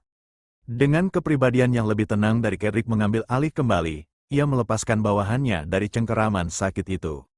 Dia menggaruk kepalanya dan dengan polosnya meminta maaf karena terlalu panas. Perubahan tiba-tiba dalam emosi ini sama sekali tidak normal. Sekarang mereka bisa mendiskusikan apa yang dimaksud Rai ketika dia menyiratkan bahwa dia lebih kuat dari pemimpin saat ini. Yang harus mereka lakukan hanyalah menguji pemikiran itu, bukan? Ketika Rai menggandakan hinaannya, tahta Cedric berkelebat melewati inci dari kepalanya. Kekuatan cincin itu telah mengambil alih lagi menyebabkan bos menjadi benar-benar liar. Dia bahkan bertanya kepada bawahannya apakah mereka memikirkan hal yang sama. Para kurir yang miskin dengan buru-buru memuji bos mereka memberitahunya bahwa dia adalah yang terkuat. Sekarang Rai yakin bahwa cincin itu bereaksi terhadap emosi Cedric. Melihat betapa tiba-tibanya perubahan emosi saat mananya dari cincin diputus sepertinya Cedric bahkan tidak tahu apa yang aksesori itu lakukan untuknya. Karena Rai ingin melihatnya, kekuatan dia mencalonkan pertarungan untuk posisi kepemimpinan. Orang yang kalah akan bekerja untuk pemenangnya dalam segala hal. Cedric tersenyum dengan jelas menyukai ide tersebut. Dia menentukan waktu untuk duel dalam 1 minggu. Bos ingin membuat pertunjukan dari itu. Dia ingin bertarung sambil semua orang menonton, termasuk orang-orang dari geng lain. Dengan begitu mereka akan yakin siapa yang lebih kuat di depan saksi yang tak terhitung banyaknya. Sebelum pergi, Rai bertanya kepada Cedric dari mana dia mendapat cincin itu. Bos dengan ramah berjanji akan memberitahu Rai jawaban pertanyaan itu jika dia menang. Tetapi mengingat seberapa besar taruhannya, Cedric tidak akan membiarkan sesuatu seperti itu terjadi. Pada hari berikutnya, Rai berkeliling di jalanan dengan pikiran tentang cincin ajaib yang masih menggantung di benaknya. Akhirnya seseorang melemparkan batu dari titik buta Rai. Dengan kepekaan alaminya dan waktu reaksi yang tidak manusiawi, Rai menangkap batu sebelum ia menghantam kepalanya. Karakter samping dari geng-geng lain di sektor 49 datang untuk mengacaukan Rai. Mereka bahkan membawa senjata menyeramkan pada mereka. Rai terjebak di tengah lorong yang mencurigakan dikelilingi oleh gangster BW senjata dan berbahaya dari kedua sisi. Mereka terus berkomentar tentang lari, jalan-jalan ini dan memperbaiki sikap Rai. Anak lelaki kita sudah cukup dengan omong kosong ini. Jika mereka akan bertarung tidak perlu lagi membuang waktu yang lebih banyak. Seperti yang diharapkan, dia dengan cepat menyelesaikan para berat yang tidak terlatih ini yang membawa bet. Dimanapun Rai pergi, orang-orang terus saja memprovokasi dia tanpa sebab. Itu pasti karena kabar tentang duelnya dengan Cedric menyebar. Meskipun geng Cedric tidak menyerang seperti yang diinstruksikan, geng-geng lain bebas melakukan sesuka hati. Membiarkan seorang asing berjalan di wilayah mereka tanpa cacat tentu akan melukai harga diri mereka yang rapuh. Mereka bahkan sampai membentuk aliansi untuk menjaga Rai tetap terkendali. Namun, semuanya berjalan sesuai rencana sampai saat ini. Pertarungan acak ini membuat sihirnya semakin kuat saat dia semakin terbiasa dengan pertempuran. Saat dia mendapatkan lebih banyak pengalaman, kecepatan ulasannya menjadi lebih cepat dan beban mental menurun. Secara keseluruhan, memprovokasi lebih banyak pertarungan melawan setiap geng di luar sana adalah pilihan yang baik. Meskipun begitu, masih ada satu kehadiran tersembunyi lagi yang mengikutinya. Rai mendesak ekor tersembunyi ini untuk keluar. Pemuda yang memakai topi kurir dan kacamata segera mengetahui bahwa bersembunyi tidak berguna. Dia sudah mengikuti Rai untuk beberapa saat sekarang. Dia sudah terbiasa dengan rambut abu-abu dan wajah tanpa ekspresinya. Di jalan-jalan sektor 49, Rai telah dijuluki sebagai pemburu. Kacamata keluar dari tempat persembunyiannya untuk menghadapi pemburu menakutkan sektor 49. Rai menilai orang asing tersebut. Anak kecil ini lebih kecil dari gangster biasa. Dia berjalan sendirian dan tidak terlihat pandai dalam berkelahi juga. Sambil berjalan sambil memecahkan tinju-tinjunya, ia memperingatkan si kutu buku untuk melepas kacamata agar keduanya tidak terganggu oleh kerusakan. Kacamata dengan cepat membersihkan kesalahpahaman tersebut. Jika belum jelas dari penampilannya, dia sama sekali tidak datang ke sini untuk berkelahi. Dia menambahkan bahwa dia jauh dari seorang pejuang. Dengan tubuhnya yang kecil, dia tidak akan berguna dalam pertempuran. Jadi Rai bertanya apa yang terjadi. Anak itu memperkuat tekadnya dan memperkenalkan dirinya sebagai Philip.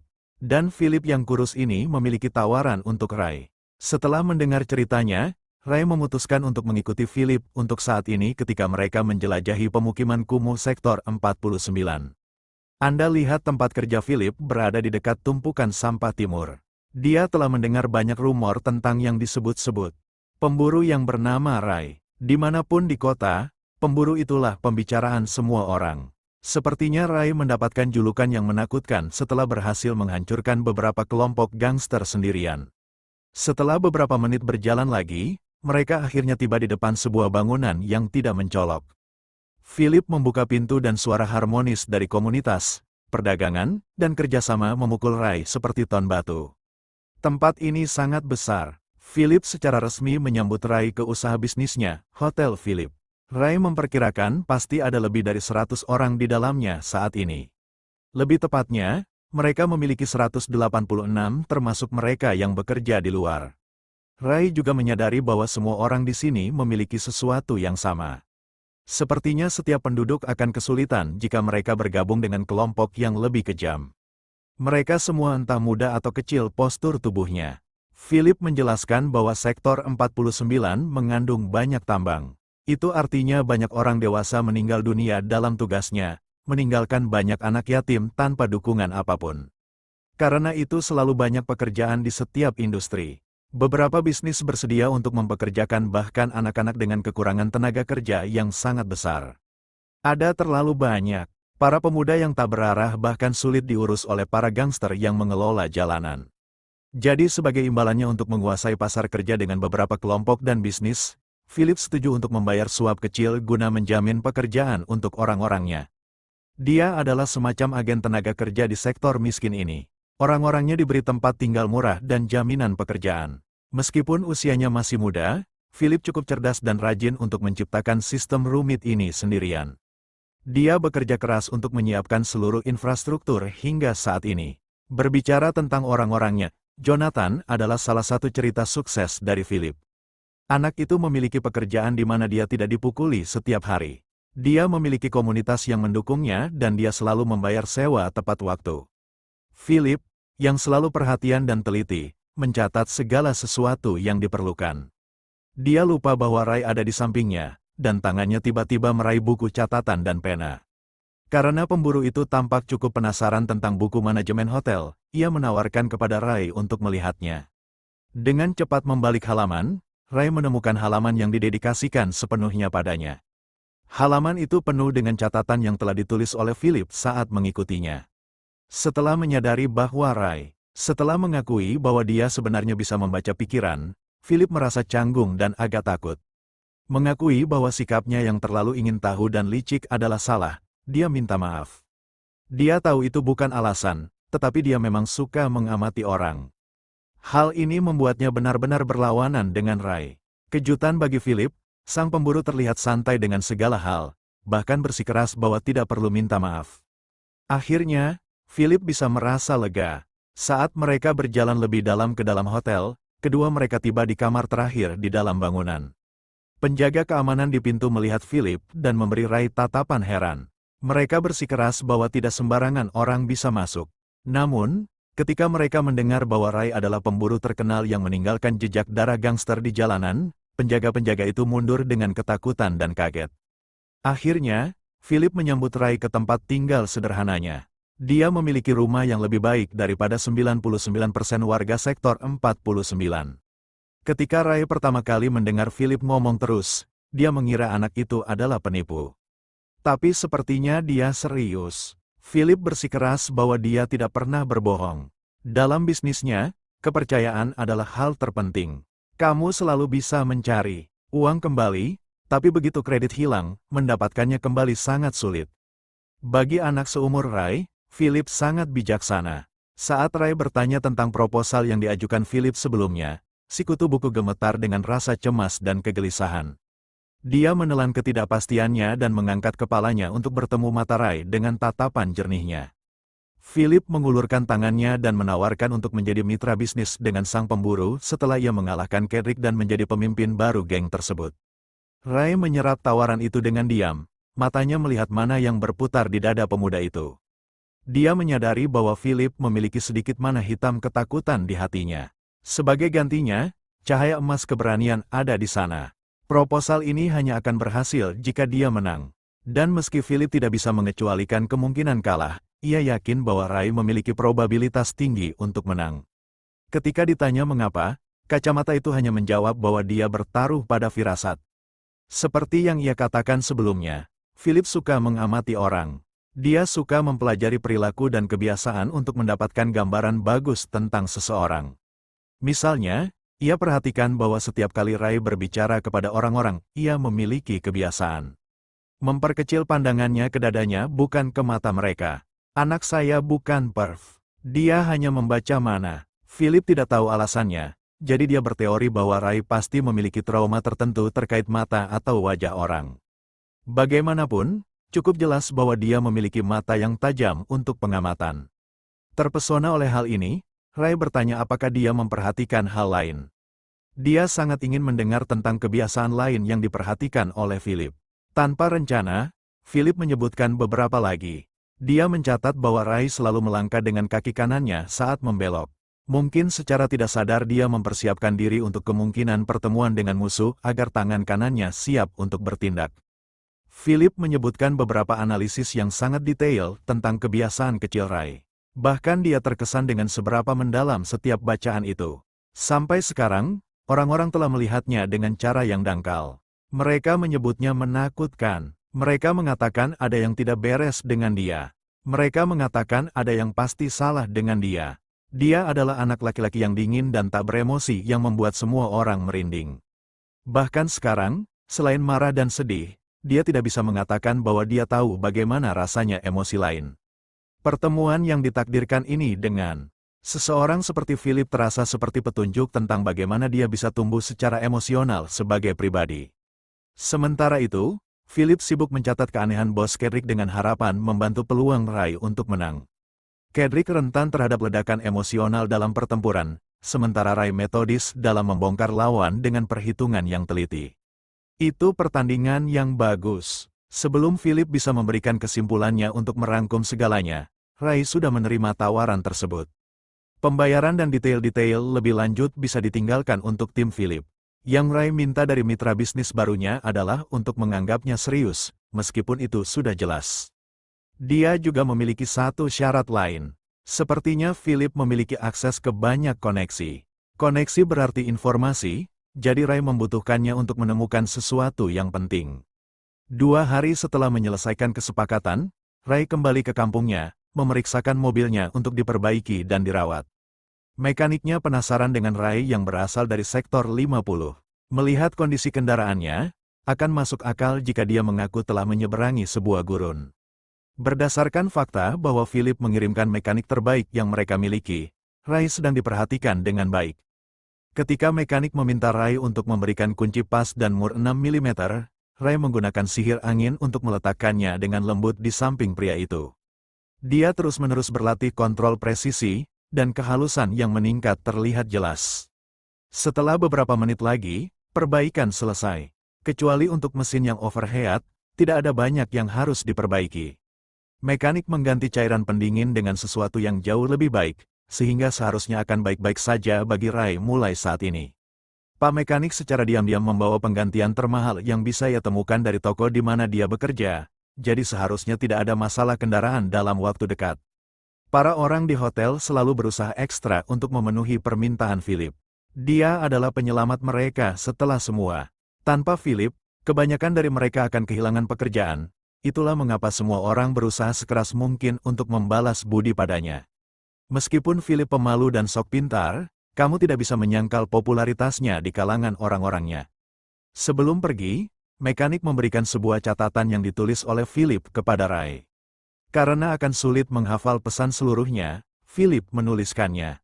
Akhirnya, mekanik yang antusias meninggalkan dengan semua perlengkapannya. Kembali di kantor, permintaan terakhir yang diajukan oleh Ray adalah kebutuhannya akan informasi tentang para penyihir. Philip pernah mendengar tentang orang-orang yang dapat menggunakan sihir sebelumnya. Dia berjanji untuk mengumpulkan informasi tentang siapapun yang bahkan sedikit mencurigakan. Dengan jaringan informasi yang luas, seharusnya tidak akan memakan waktu terlalu lama bagi Philip. Dan sesuai janjinya, si kutu buku itu segera memberikan informasi yang banyak kepada Ray yang bisa ia kerjakan hanya dalam 2 hari. Yang pertama dalam daftar adalah tentang Wolfman, seorang tukang roti berusia 42 tahun di jalan kedua. Saksi mata bersumpah bahwa mereka melihat pria itu membawa tas berat dengan satu tangan. Mungkin tidak ada yang aneh. Selanjutnya adalah Andrew, pegawai toko Kenny Store di jalan ke-8. Dia makan roti gandum kering tanpa mengernyitkan dahi. Pasti mencurigakan. Mungkin dia pemakan tenggorokan. Saat menyusuri daftar tersebut, harapan Ray untuk menemukan petunjuk tentang para penyihir dan sihir mulai pudar. Namun, kemudian, sebuah baris teks menarik perhatiannya. Sebuah petunjuk yang layak untuk diinvestigasi dan dikonfirmasi. Hanya sebagai tindakan pencegahan, Ray tetap memeriksa orang-orang yang kemungkinan kecil terkait dengan sihir. Dia menyilangkan nama orang biasa yang hanya sedikit aneh tetapi tidak memiliki cincin dada menunjukkan kekuatan sihir. Setelah mencoba habis daftar tersebut, Ray tersisa dengan satu petunjuk terakhir. Daftar itu mencantumkan insiden di mana sebuah pipa baja jatuh dari atap di distrik perbelanjaan kosong. Sosok yang mencurigakan adalah seorang pria berusia 30-an atau 40-an. Dia sering terlihat berpindah dari atas ke bawah dengan membawa makanan. Hari itu, angin kencang bertiup, cukup kuat untuk menjatuhkan pipa baja dari lintasannya saat pria itu dengan susah payah menghindari kecelakaan. Dia tidak terlihat kaget atau terguncang oleh insiden hampir mati tersebut sama sekali. Bahkan Ray yakin bahwa kemungkinan besar pria itu adalah seorang penyihir. Di perjalanan menuju distrik perbelanjaan, dia menemukan dirinya berada di area yang familiar. Toko buku yang dilewatinya pada hari pertama. Ada 2 anak yang membungkuk di luar, memastikan bahwa toko itu tutup. Kedua anak ini telah melemparkan batu ke jendela setiap hari, menyiksa pemilik toko dan secara perlahan memaksa mereka untuk berhenti menjalankan bisnis mereka. Ray mendengar mereka membicarakan mendapatkan bayaran ganda jika mereka bisa mendorong pemilik toko untuk menjual propertinya. Mereka bisa saja melemparkan batu ke lantai 2 kali ini, berhenti menyerang, menyimpan dan mulai merusak rumah mereka. Dengan cara itu, mereka dapat menyiksa dan memaksa pemiliknya keluar. Ketika salah satu anak bergerak untuk melemparkan batu besar, jendela lantai 2 terbuka, menampakkan gadis muda yang bergegas memarahi para pembuang batu. Dia mendengar segala yang mereka katakan, dan dia sangat marah. Gadis muda mengutuk anak-anak itu, berteriak agar mereka pergi. Ray melihat cahaya kuning keberanian dan keyakinan berputar di dadanya. Namun, hatinya dikuasai oleh energi hitam ketakutan. Bahkan anak-anak pun sadar bahwa ia hanya pura-pura kuat. Kata-katanya keras, tapi tubuhnya gemetar. Tanpa aba-aba, anak itu akhirnya melemparkan batu. Untungnya, bidikannya buruk, dan batu itu mengenai dinding. Namun, itu mengguncang gadis muda tersebut. Sudah umum diketahui bahwa toko buku hanya dihuni anak-anak dan beberapa orang tua sakit, sehingga mereka menjadi sasaran mudah. Melawan rasa takut, gadis muda terus pura-pura kuat dan berteriak pada anak-anak yang unruly. Kedua psikopat kecil terus menyerangnya dengan batu, kali ini dengan sengaja mengarah ke wajahnya. Saat Ray hampir ikut campur untuk mencegah hal yang serius kerusakan, ia terkejut oleh cahaya yang mempesona yang tidak pernah dilihatnya keluar dari siapapun sebelumnya. Gadis muda itu memperpanjang kedua tangannya saat mana menari di sekitar telapak tangannya. Angin kacau menghalangi batu yang akan datang, melindunginya dari serangan langsung. Anak-anak psikopat itu terkejut. Batu mereka jatuh kembali daripada merusak wajah gadis itu. Sambil menahan air matanya, gadis muda yang merawat toko buku mengungkapkan sifat magis sejatinya. Ray telah mencari jauh dan luas hanya untuk menemukan penyihir secara kebetulan. Pikiran buntu anak-anak psikopat tidak dapat memahami apa yang baru saja terjadi. Mereka mengasumsikannya sebagai imajinasi mereka, dan mencoba menyerang lagi. Ray yakin bahwa ia baru saja menyaksikan petunjuk konkret pertamanya tentang sihir. Petunjuk itu datang dari seorang wanita muda yang jelas-jelas gemetar dan berusaha bersikap tegas di hadapan para pengganggu. Anak-anak psikopat tersebut bekerja sama menggenggam batu. Kali ini, mereka melipat gandakan kekuatan untuk kehancuran yang pasti. Tanpa mengharapkan serangan berkelanjutan, gadis muda itu terjebak di jendela seperti itik yang duduk. Mengetahui bahwa dia tidak dapat menghalangi batu-batu yang datang, dia menutup matanya dan menerima nasibnya yang menyakitkan. Untungnya baginya, seorang penyihir lainnya bersembunyi di pojok. Rai mengayunkan tangannya, menghentikan batu dengan memanipulasi mana di udara. Dia mendorong kendali dan kekuatannya lebih keras, memastikan untuk sampai ke batu-batu itu. Jalanan dipenuhi dengan angin liar mirip tornado. Hal berikutnya yang Anda tahu, batu-batu tersebut berputar balik, menemukan jalannya kembali ke wajah pengirimnya. Rai memastikan untuk membuatnya sakit. Dia menyuntikkan cukup kekuatan untuk menjatuhkan anak-anak psikopat itu pingsan dengan satu pukulan. Akhirnya, dia keluar dari gang untuk memeriksa para bajingan yang tergeletak di lantai. Dia melihat ke atas, membuat kontak mata dengan wanita muda di jendela. Sudah lama, tetapi pertemuan kedua mereka jauh lebih menarik daripada yang pertama. Rai memberikan pukulan lebih banyak kepada anak-anak psikopat, menargetkan lengan dan kaki mereka untuk memastikan bahwa mereka tidak menimbulkan masalah yang lebih tak perlu. Wanita muda mengundang Rai masuk untuk secara resmi mengucapkan terima kasih atas bantuannya yang tepat waktu. Dia menegaskan bahwa tidak perlu ada formalitas seperti itu. Selain itu, dia punya sesuatu yang ingin dia tanyakan padanya. Ternyata, dia pun mempunyai pertanyaan juga.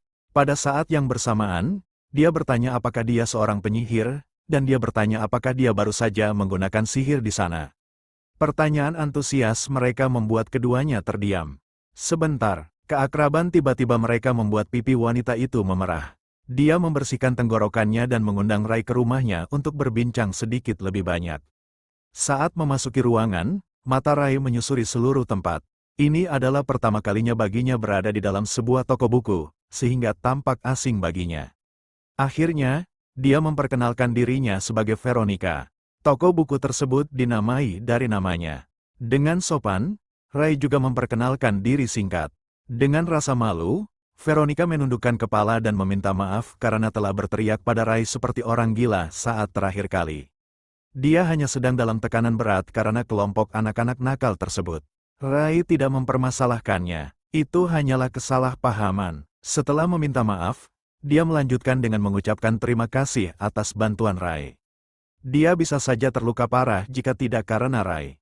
Sejujurnya, Rai hanya ingin melihat-lihat di sekitar toko buku itu. Dia ingin memperoleh beberapa pengetahuan ajaib, tetapi bertemu dengan seorang penyihir secara langsung adalah keuntungan yang lebih besar dari yang diharapkan.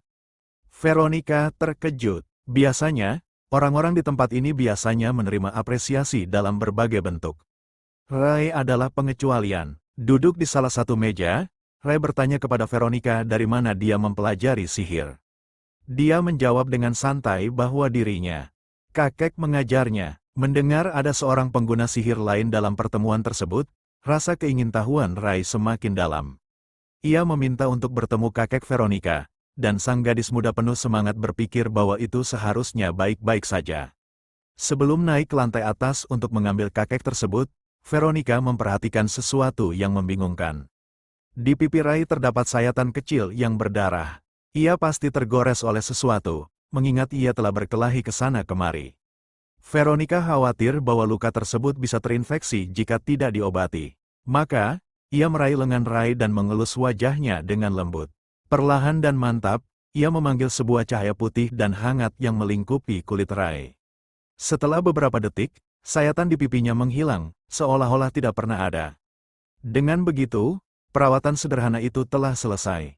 Terkejut dengan aplikasi sihir baru ini, Rai bangkit dan dengan antusias bertanya bagaimana Veronica melakukannya. Ia ingin tahu bagaimana ia memindahkan mana putih, mengubahnya menjadi cahaya lembut, dan menggunakannya untuk menyembuhkan. Tak peduli seberapa keras ia fokus pada masa lalu, ia tidak pernah bisa memindahkan mana putih. Ia menyadari bahwa mana putih hanya bereaksi saat seseorang bersikap perhatian atau dedikasi. Ini juga muncul ketika seseorang mengorbankan dirinya untuk orang lain. Semua emosi kompleks dan tanpa pamrih seperti bahasa asing bagi pria muda yang tidak mampu secara emosional. Veronica tidak bisa menjelaskan tekniknya secara rinci sendiri. Dia hanya tahu cara menggunakan sihir penyembuhan, itu saja. Dia bahkan tidak tahu apa yang dimaksud dengan mana putih. Rai ingat bertanya pada Niles tentang warna-warna yang terus-menerus ia lihat. Bahkan orang itu tidak pernah mendengar tentang hal tersebut.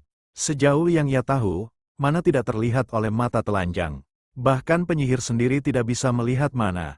Meskipun Veronica tidak bisa memahami konsep cahaya putih tersebut, ia akrab dengan elemen generasi. Elemen yang ia gunakan tadi sering disebut sebagai elemen generasi. Biasanya penyembuhan hanya menggunakan satu elemen, meskipun ia bisa menambahkan dua elemen bantu atau lebih untuk memperkuat atau mengubah efeknya. Ada lebih dari 20 jenis elemen di luar sana jika kamu hanya menghitung yang alami. Jika kamu menghitung elemen-elemen yang lebih spesifik dan abstrak, seperti gangguan penguatan, manipulasi, dan lainnya, harus ada setidaknya 100 elemen yang berbeda. Hanya dengan mendengarkan penjelasan menyeluruh dari Veronica, Cakrawala Rai telah membuka cukup banyak. Mungkin berbicara dengan kakeknya akan memberinya lebih banyak kejelasan. Sayangnya, kakeknya sakit dan tidak bisa keluar dari tempat tidur sebagian besar waktu. Namun, Veronica ingin mengecek kakek itu untuk melihat apakah dia sudah bangun dan dapat berbicara dengan Rai. Saat dia berlari ke lantai 2, Rai dibiarkan mengelilingi toko buku sendirian. Jelajah perjalanan Kiladrik, interpretasi bawah sadar, berbagai macam literatur tersusun rapi di raknya masing-masing. Dari apa yang ia dengar, buku adalah barang yang sangat mahal. Rai melihat tangannya yang kotor, lelah, dan tertutup debu berlawanan dengan sampul halus sebuah buku dan ragu. Dia berpikir menyentuh benda berharga ini dengan tangannya akan menurunkan nilai mereka. Kalau dipikir-pikir, terakhir kali dia mandi adalah ketika hujan turun membersihkan air. Itu sudah lama banget. Pria ini bau apek. Dia sudah terbiasa dengan bau dirinya sendiri, jadi tidak merasa tidak nyaman ketika dihadapkan dengan bau yang busuk. Namun sekarang dia khawatir bahwa orang lain akan merasakannya. Veronica pasti menciumnya. Mungkin dia memiliki indera penciuman yang buruk atau dia hanya dengan sopan bertoleransi. Rai bau, melemparkan pandangannya sekali lagi. Ia menemukan dirinya di sebuah meja penuh dengan buku yang tersusun seperti jurnal. Salah satu sampul menarik minat Rai. The Study of Elemental Distribution by Sector adalah buku tentang ekspansi hujan hitam. Veronica turun tangga dan ketakutan oleh Rai yang sedang mengintai tepat di belakangnya dan ia berbisik kepadanya bahwa ia masih di sana. Dia pikir dia pergi karena dia terlalu lama di lantai atas. Dia merasa malu dan mengira bahwa ia sedang melihat-lihat toko saat ia pergi. Rai bertanya apakah dia punya buku tentang sihir karena ia tidak menemukan satupun. Veronica bertanya apakah dia bisa membaca judul-judulnya dan dia terkejut saat dia mengatakan bahwa dia bisa, tetapi dia tidak menemukan buku tentang sihir. Dia bertanya bagaimana kakeknya, dan apakah dia bisa bertemu dengannya. Veronica mengatakan bahwa kakeknya sedang istirahat, dan jika dia bisa datang kembali besok. Dia setuju, dan saat Rai hendak pergi, dia bertanya mengapa dia ingin bertemu dengan kakeknya. Dia mengatakan bahwa dia sedang mencari Prisma saat membuka pintu untuk pergi.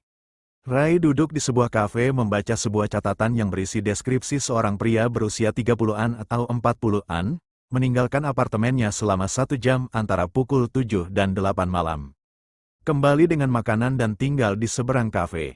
Informasi ini diberikan kepadanya oleh Johnny. Saat dia sedang melihat catatan, Johnny muncul dengan makanan gratis dan memberikannya kepada Rai. Dia memberitahunya bahwa itu gratis dan itu adalah kehormatannya untuk melayani Rai karena dia adalah pemburu. Rai berterima kasih padanya dan bertanya apakah informasi yang diberikannya akurat. Johnny mengatakan bahwa iya karena dia sudah lama memperhatikan rutinitas pria itu. Tiba-tiba Johnny dipanggil kembali oleh bosnya yang marah padanya karena malas. Sudah pukul 18 dan Rai harus menunggu 1 jam lagi agar pria misterius itu meninggalkan apartemennya, jadi dia memutuskan untuk menunggu. Ketika Rai selesai makan, pria itu keluar dari apartemennya dan Rai melihat aura merah di sekitar pria itu dan dia berpikir ini adalah waktunya untuk mendapatkan informasi yang dia butuhkan. Dia berlari menuju pintu pria itu sambil mengucapkan terima kasih kepada Johnny atas makanannya, dan menemukan bahwa pintu terkunci seperti yang diharapkan. Rai tahu dia tidak bisa berbalik karena dia berpikir mencari solusi. Energi mana pelangi Rai mengalir ke lubang kunci dan membukakan pintu untuknya. Rai terkejut karena dia tidak tahu dia bisa melakukan ini. Dia tidak membuang waktu dan mulai mencari informasi.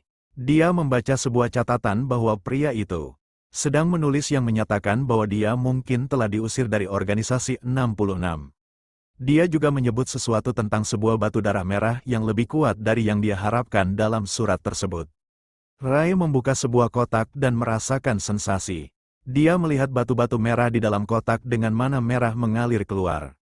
Dia berpikir batu-batu merah itu mirip dengan batu-batu di cincin Kedrik, namun mananya lebih mudah mengalir dan lebih kuat.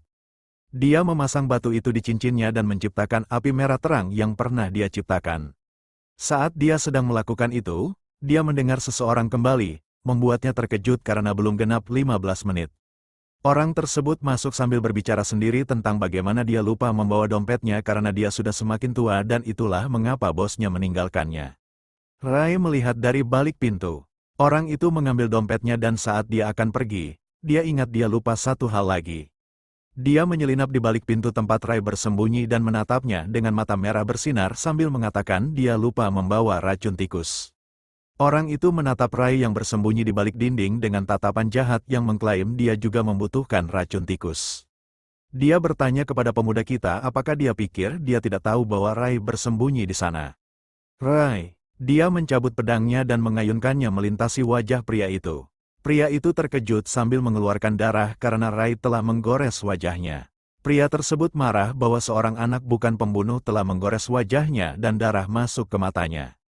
Rai berpikir ini kesempatan baginya untuk mengendalikan pria ini dan mendapatkan informasi darinya. Saat Rai bersiap untuk serangan berikutnya, pria itu menghentikannya dengan tangan telanjangnya sambil mana merah mengalir keluar dari tangannya.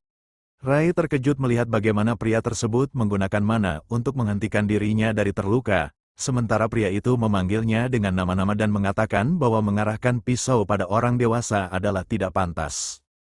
Pria tersebut mengatakan bahwa dia memperlakukan Rai dengan tidak keras karena mengira Rai adalah anak, namun mengancam akan membunuh Rai karena kekuatan Rai yang luar biasa. Ketika ia melanjutkan serangannya terhadap Rai, Rai juga menghentikan serangan pria itu dengan mana merah di tangannya. Pria tersebut terkejut melihat bagaimana Rai bisa melakukannya. Rai mengingat pola warna dan rasio, kemudian menirunya untuk membela diri. Rai berhasil memblokir serangan pria itu dengan meniru gerakannya. Pria itu terkejut karena sebenarnya ia yang menciptakan teknik metalisasi dan bagaimana Rai menirunya. Ia melanjutkan serangannya dengan marah dan Rai berhasil mengatasi pria itu, menyebabkan banyak luka-luka di tubuh dan wajahnya. Pria itu menyadari bahwa ada seorang pembunuh yang bisa menyalin sihir, tetapi tidak pernah terpikirkan bahwa pembunuh itu seorang anak. Pria itu berpikir Rai dikirim oleh bosnya untuk membunuhnya dan mengambil batu-batu merah itu. Dia marah dan seluruh tubuhnya dikuasai oleh api. Dia memberitahu Rai untuk memberitahu bosnya bahwa dia akan segera dikunjungi oleh Walter Mata Darah dan bosnya akan menyesal meninggalkannya. Itu, jika dia bisa keluar dari sini hidup-hidup karena dia ingin membakar Rai dan membuat bosnya memberinya pengakuan. Rai tahu situasi ini berbahaya karena mana Walter berputar dengan intensitas bocor keluar dari pembuluh darahnya.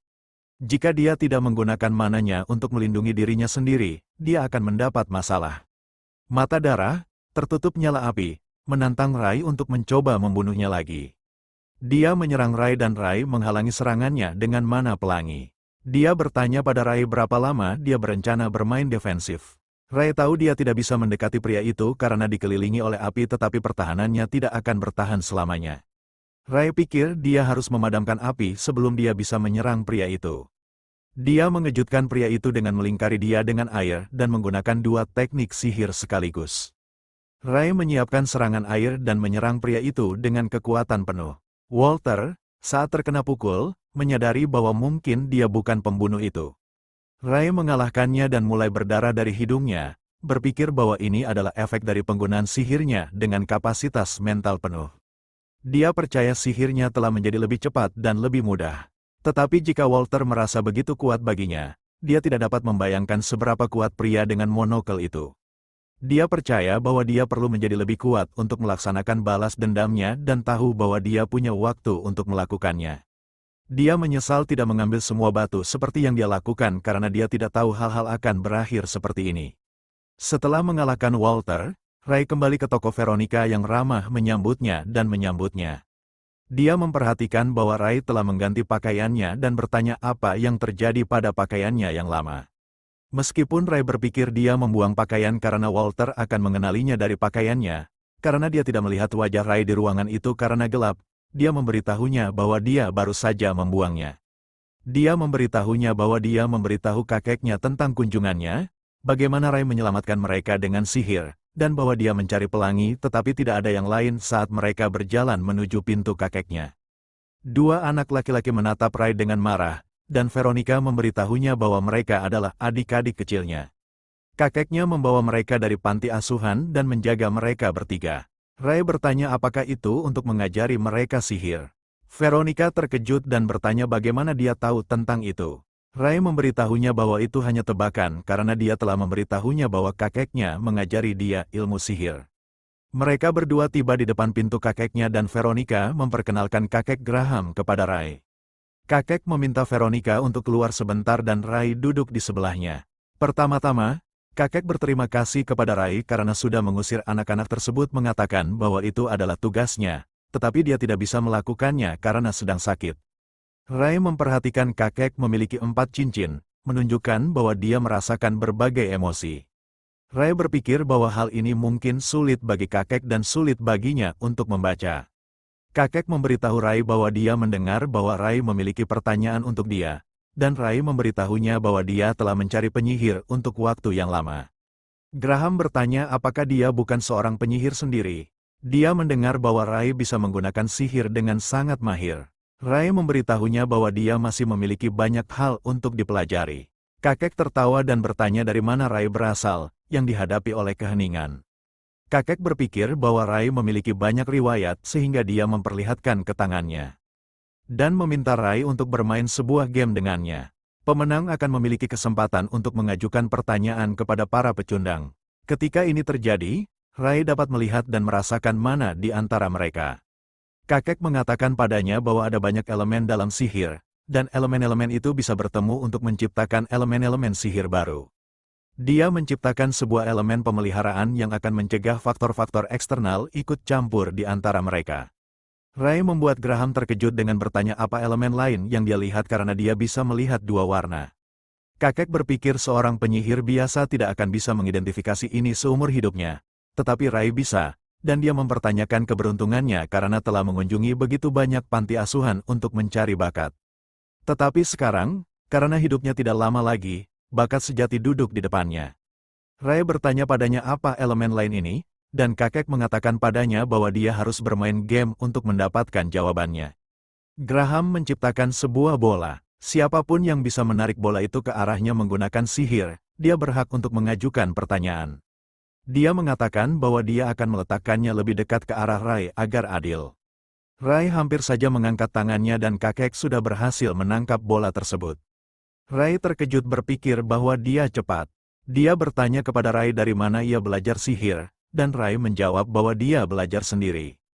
Kakek terkejut saat Rai mengklaim telah membuatnya terkejut 2 kali dalam 1 hari. Rai bertanya apakah seorang pesulap autodidak langka dan kakek mengatakan padanya bahwa dia harus memenangkan permainan untuk bisa bertanya. Mereka berdua bersiap untuk ronde kedua. Kakek dan Rai bersiap untuk ronde kedua dan Rai kalah lagi. Kakek mengatakan pada Rai bahwa tujuan dari permainan ini adalah untuk melihat seberapa baik seseorang mengendalikan mana. Rai marah dan berpikir bahwa dengan keadaan seperti ini, ia akan memberikan informasinya tanpa mendapatkan apapun sebagai balasannya. Ketika mereka bersiap untuk ronde ketiga, Rai mengubah taktiknya dan memenangkan ronde tersebut. Dia mengklaim bahwa tidak ada yang melarang untuk menghambat lawan dalam aturan permainan. Kakek mengatakan padanya untuk bertanya apa saja dan Rai bertanya kepadanya apa itu mana. Kakek mengatakan bahwa mana adalah elemen dari segala hal yang ada. Seseorang tidak dapat melihatnya secara langsung tetapi mereka dapat melihatnya melalui hal-hal sekunder seperti petir. Dia juga mengatakan bahwa sangat sedikit orang yang dapat merasakan mana. Seseorang tidak perlu menggunakan sihir untuk merasakannya.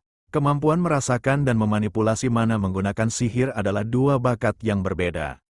Rai bertanya pada kakek apakah dia mengartikan kemampuan untuk memanipulasi mana sebagai bakat.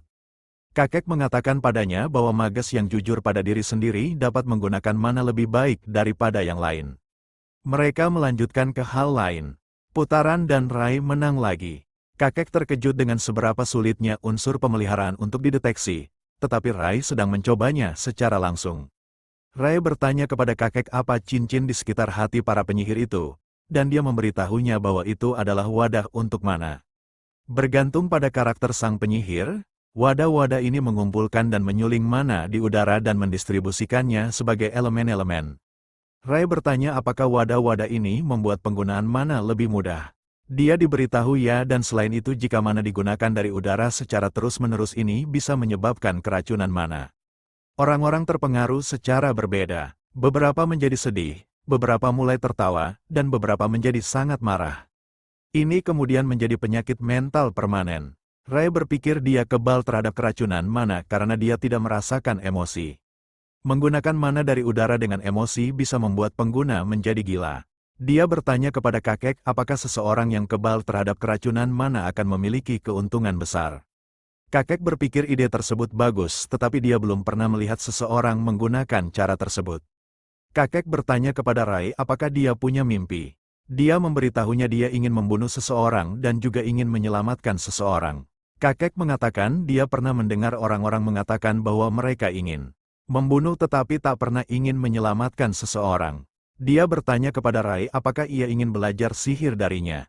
Rai terkejut dan bertanya mengapa seorang pria dengan kemampuan sepertinya mau mengajari seorang yatim piatu dari jalanan. Graham mengatakan kepadanya bahwa dia tak menginginkan apapun darinya dan Rai setuju. Graham meminta Veronica untuk masuk, meminta dia menceritakan mengapa dia mengambil rumahnya dan rumah saudaranya dari panti asuhan. Veronica memberitahunya bahwa itu karena dia ingin meninggalkan warisan pengetahuannya. Dia memberitahu Rai bahwa ia mendengar bahwa Rai ingin menemukan pelangi. Semua orang memiliki teori yang berbeda tentang pelangi, tetapi semuanya konvergen ke satu hal. Siapapun yang menemukan pelangi akan menjadi seperti seorang dewa dan itulah sebabnya sang penyihir monokel juga mencari pelangi. Veronica bertanya apa itu dewa dan kakek sedang menjelaskan kepada mereka bahwa dewa adalah pencipta segala sesuatu. Sebuah batu pecah masuk melalui jendela yang ditangkap oleh Rai. Rai dengan cepat menangkap batu yang dilemparkan pada mereka sambil menarik Veronica untuk melindunginya. Dia merasa meskipun lengan mereka cedera dan tak lagi berfungsi, para penindas di toko buku sepertinya tak berhenti. Kakek berterima kasih kepada Rai karena menyelamatkan mereka sekali lagi dan mengatakan bahwa dia tak bisa melakukannya lagi karena dia kesehatan. Dia meminta Veronica untuk membekap tangan Rai karena darah mulai keluar dari pecahan kaca saat dia menangkap batu. Rai bertanya kepada Graham mengenai para pengganggu di toko tersebut. Graham mengatakan kepada Rai bahwa dia mendapat tawaran untuk menjual toko. Namun dia menolak karena ia curiga bahwa ulah para pengganggu. Graham membuka toko itu untuk membantu muridnya dan menyelesaikan makalah risetnya, yang merupakan karyanya seumur hidup. Dia senang bertemu orang-orang di toko tersebut, tapi karena usianya yang sudah tua dan sakit, dia tidak lagi bisa melindungi toko dan berencana untuk menjualnya demi keselamatan cucunya. Saat Graham mengatakan hal ini, Veronica mulai menangis dan berpendapat bahwa dia tidak ingin Graham menjual toko atau menghilang. Kakek sedang tidur dan Veronica berada di lantai dengan Rai berdiri di sampingnya. Veronica menceritakan kepada Rai tentang penyakit tidur Graham. Jam tidurnya akan terus meningkat hingga dia tidak dapat lagi bangun. Saat ini dia hanya bisa bangun selama 2 hingga 3 jam sehari. Dia meminta Rai untuk datang besok karena Graham akan bisa bangun untuk beberapa jam. Rai mengenakan mantel hujan Veronica yang pas di tubuhnya. Sebelum pergi, Rai memberitahunya untuk tidak khawatir karena segalanya akan baik-baik saja dengan harapan bisa menenangkannya. Rai pergi mencari para pengganggu dari toko tersebut. Toko buku di Jalan ke-8. Wilayah ini milik geng Jeffers. Dia percaya bahwa anak-anak itu juga milik Jeffer. Dia pikir mereka semua sedang bersembunyi karena hujan hitam sehingga ia harus sedikit mengubah rencananya. Dia perlu menemukan Phillips terlebih dahulu karena dia menghubungkan semua geng. Dia bisa mengatur pertemuan dengan Jeffer. Rai pergi untuk menemui Philip dan bertemu dengan geng Cedric. Dia melihat Cedric sedang memukuli seseorang di dalam kontainer. Ketika dia memutuskan untuk mengkonfrontasi Cedric, Cedric bertanya kepada Rai apa yang dia lakukan di sana dan apakah dia juga memiliki urusan dengan orang yang terluka itu.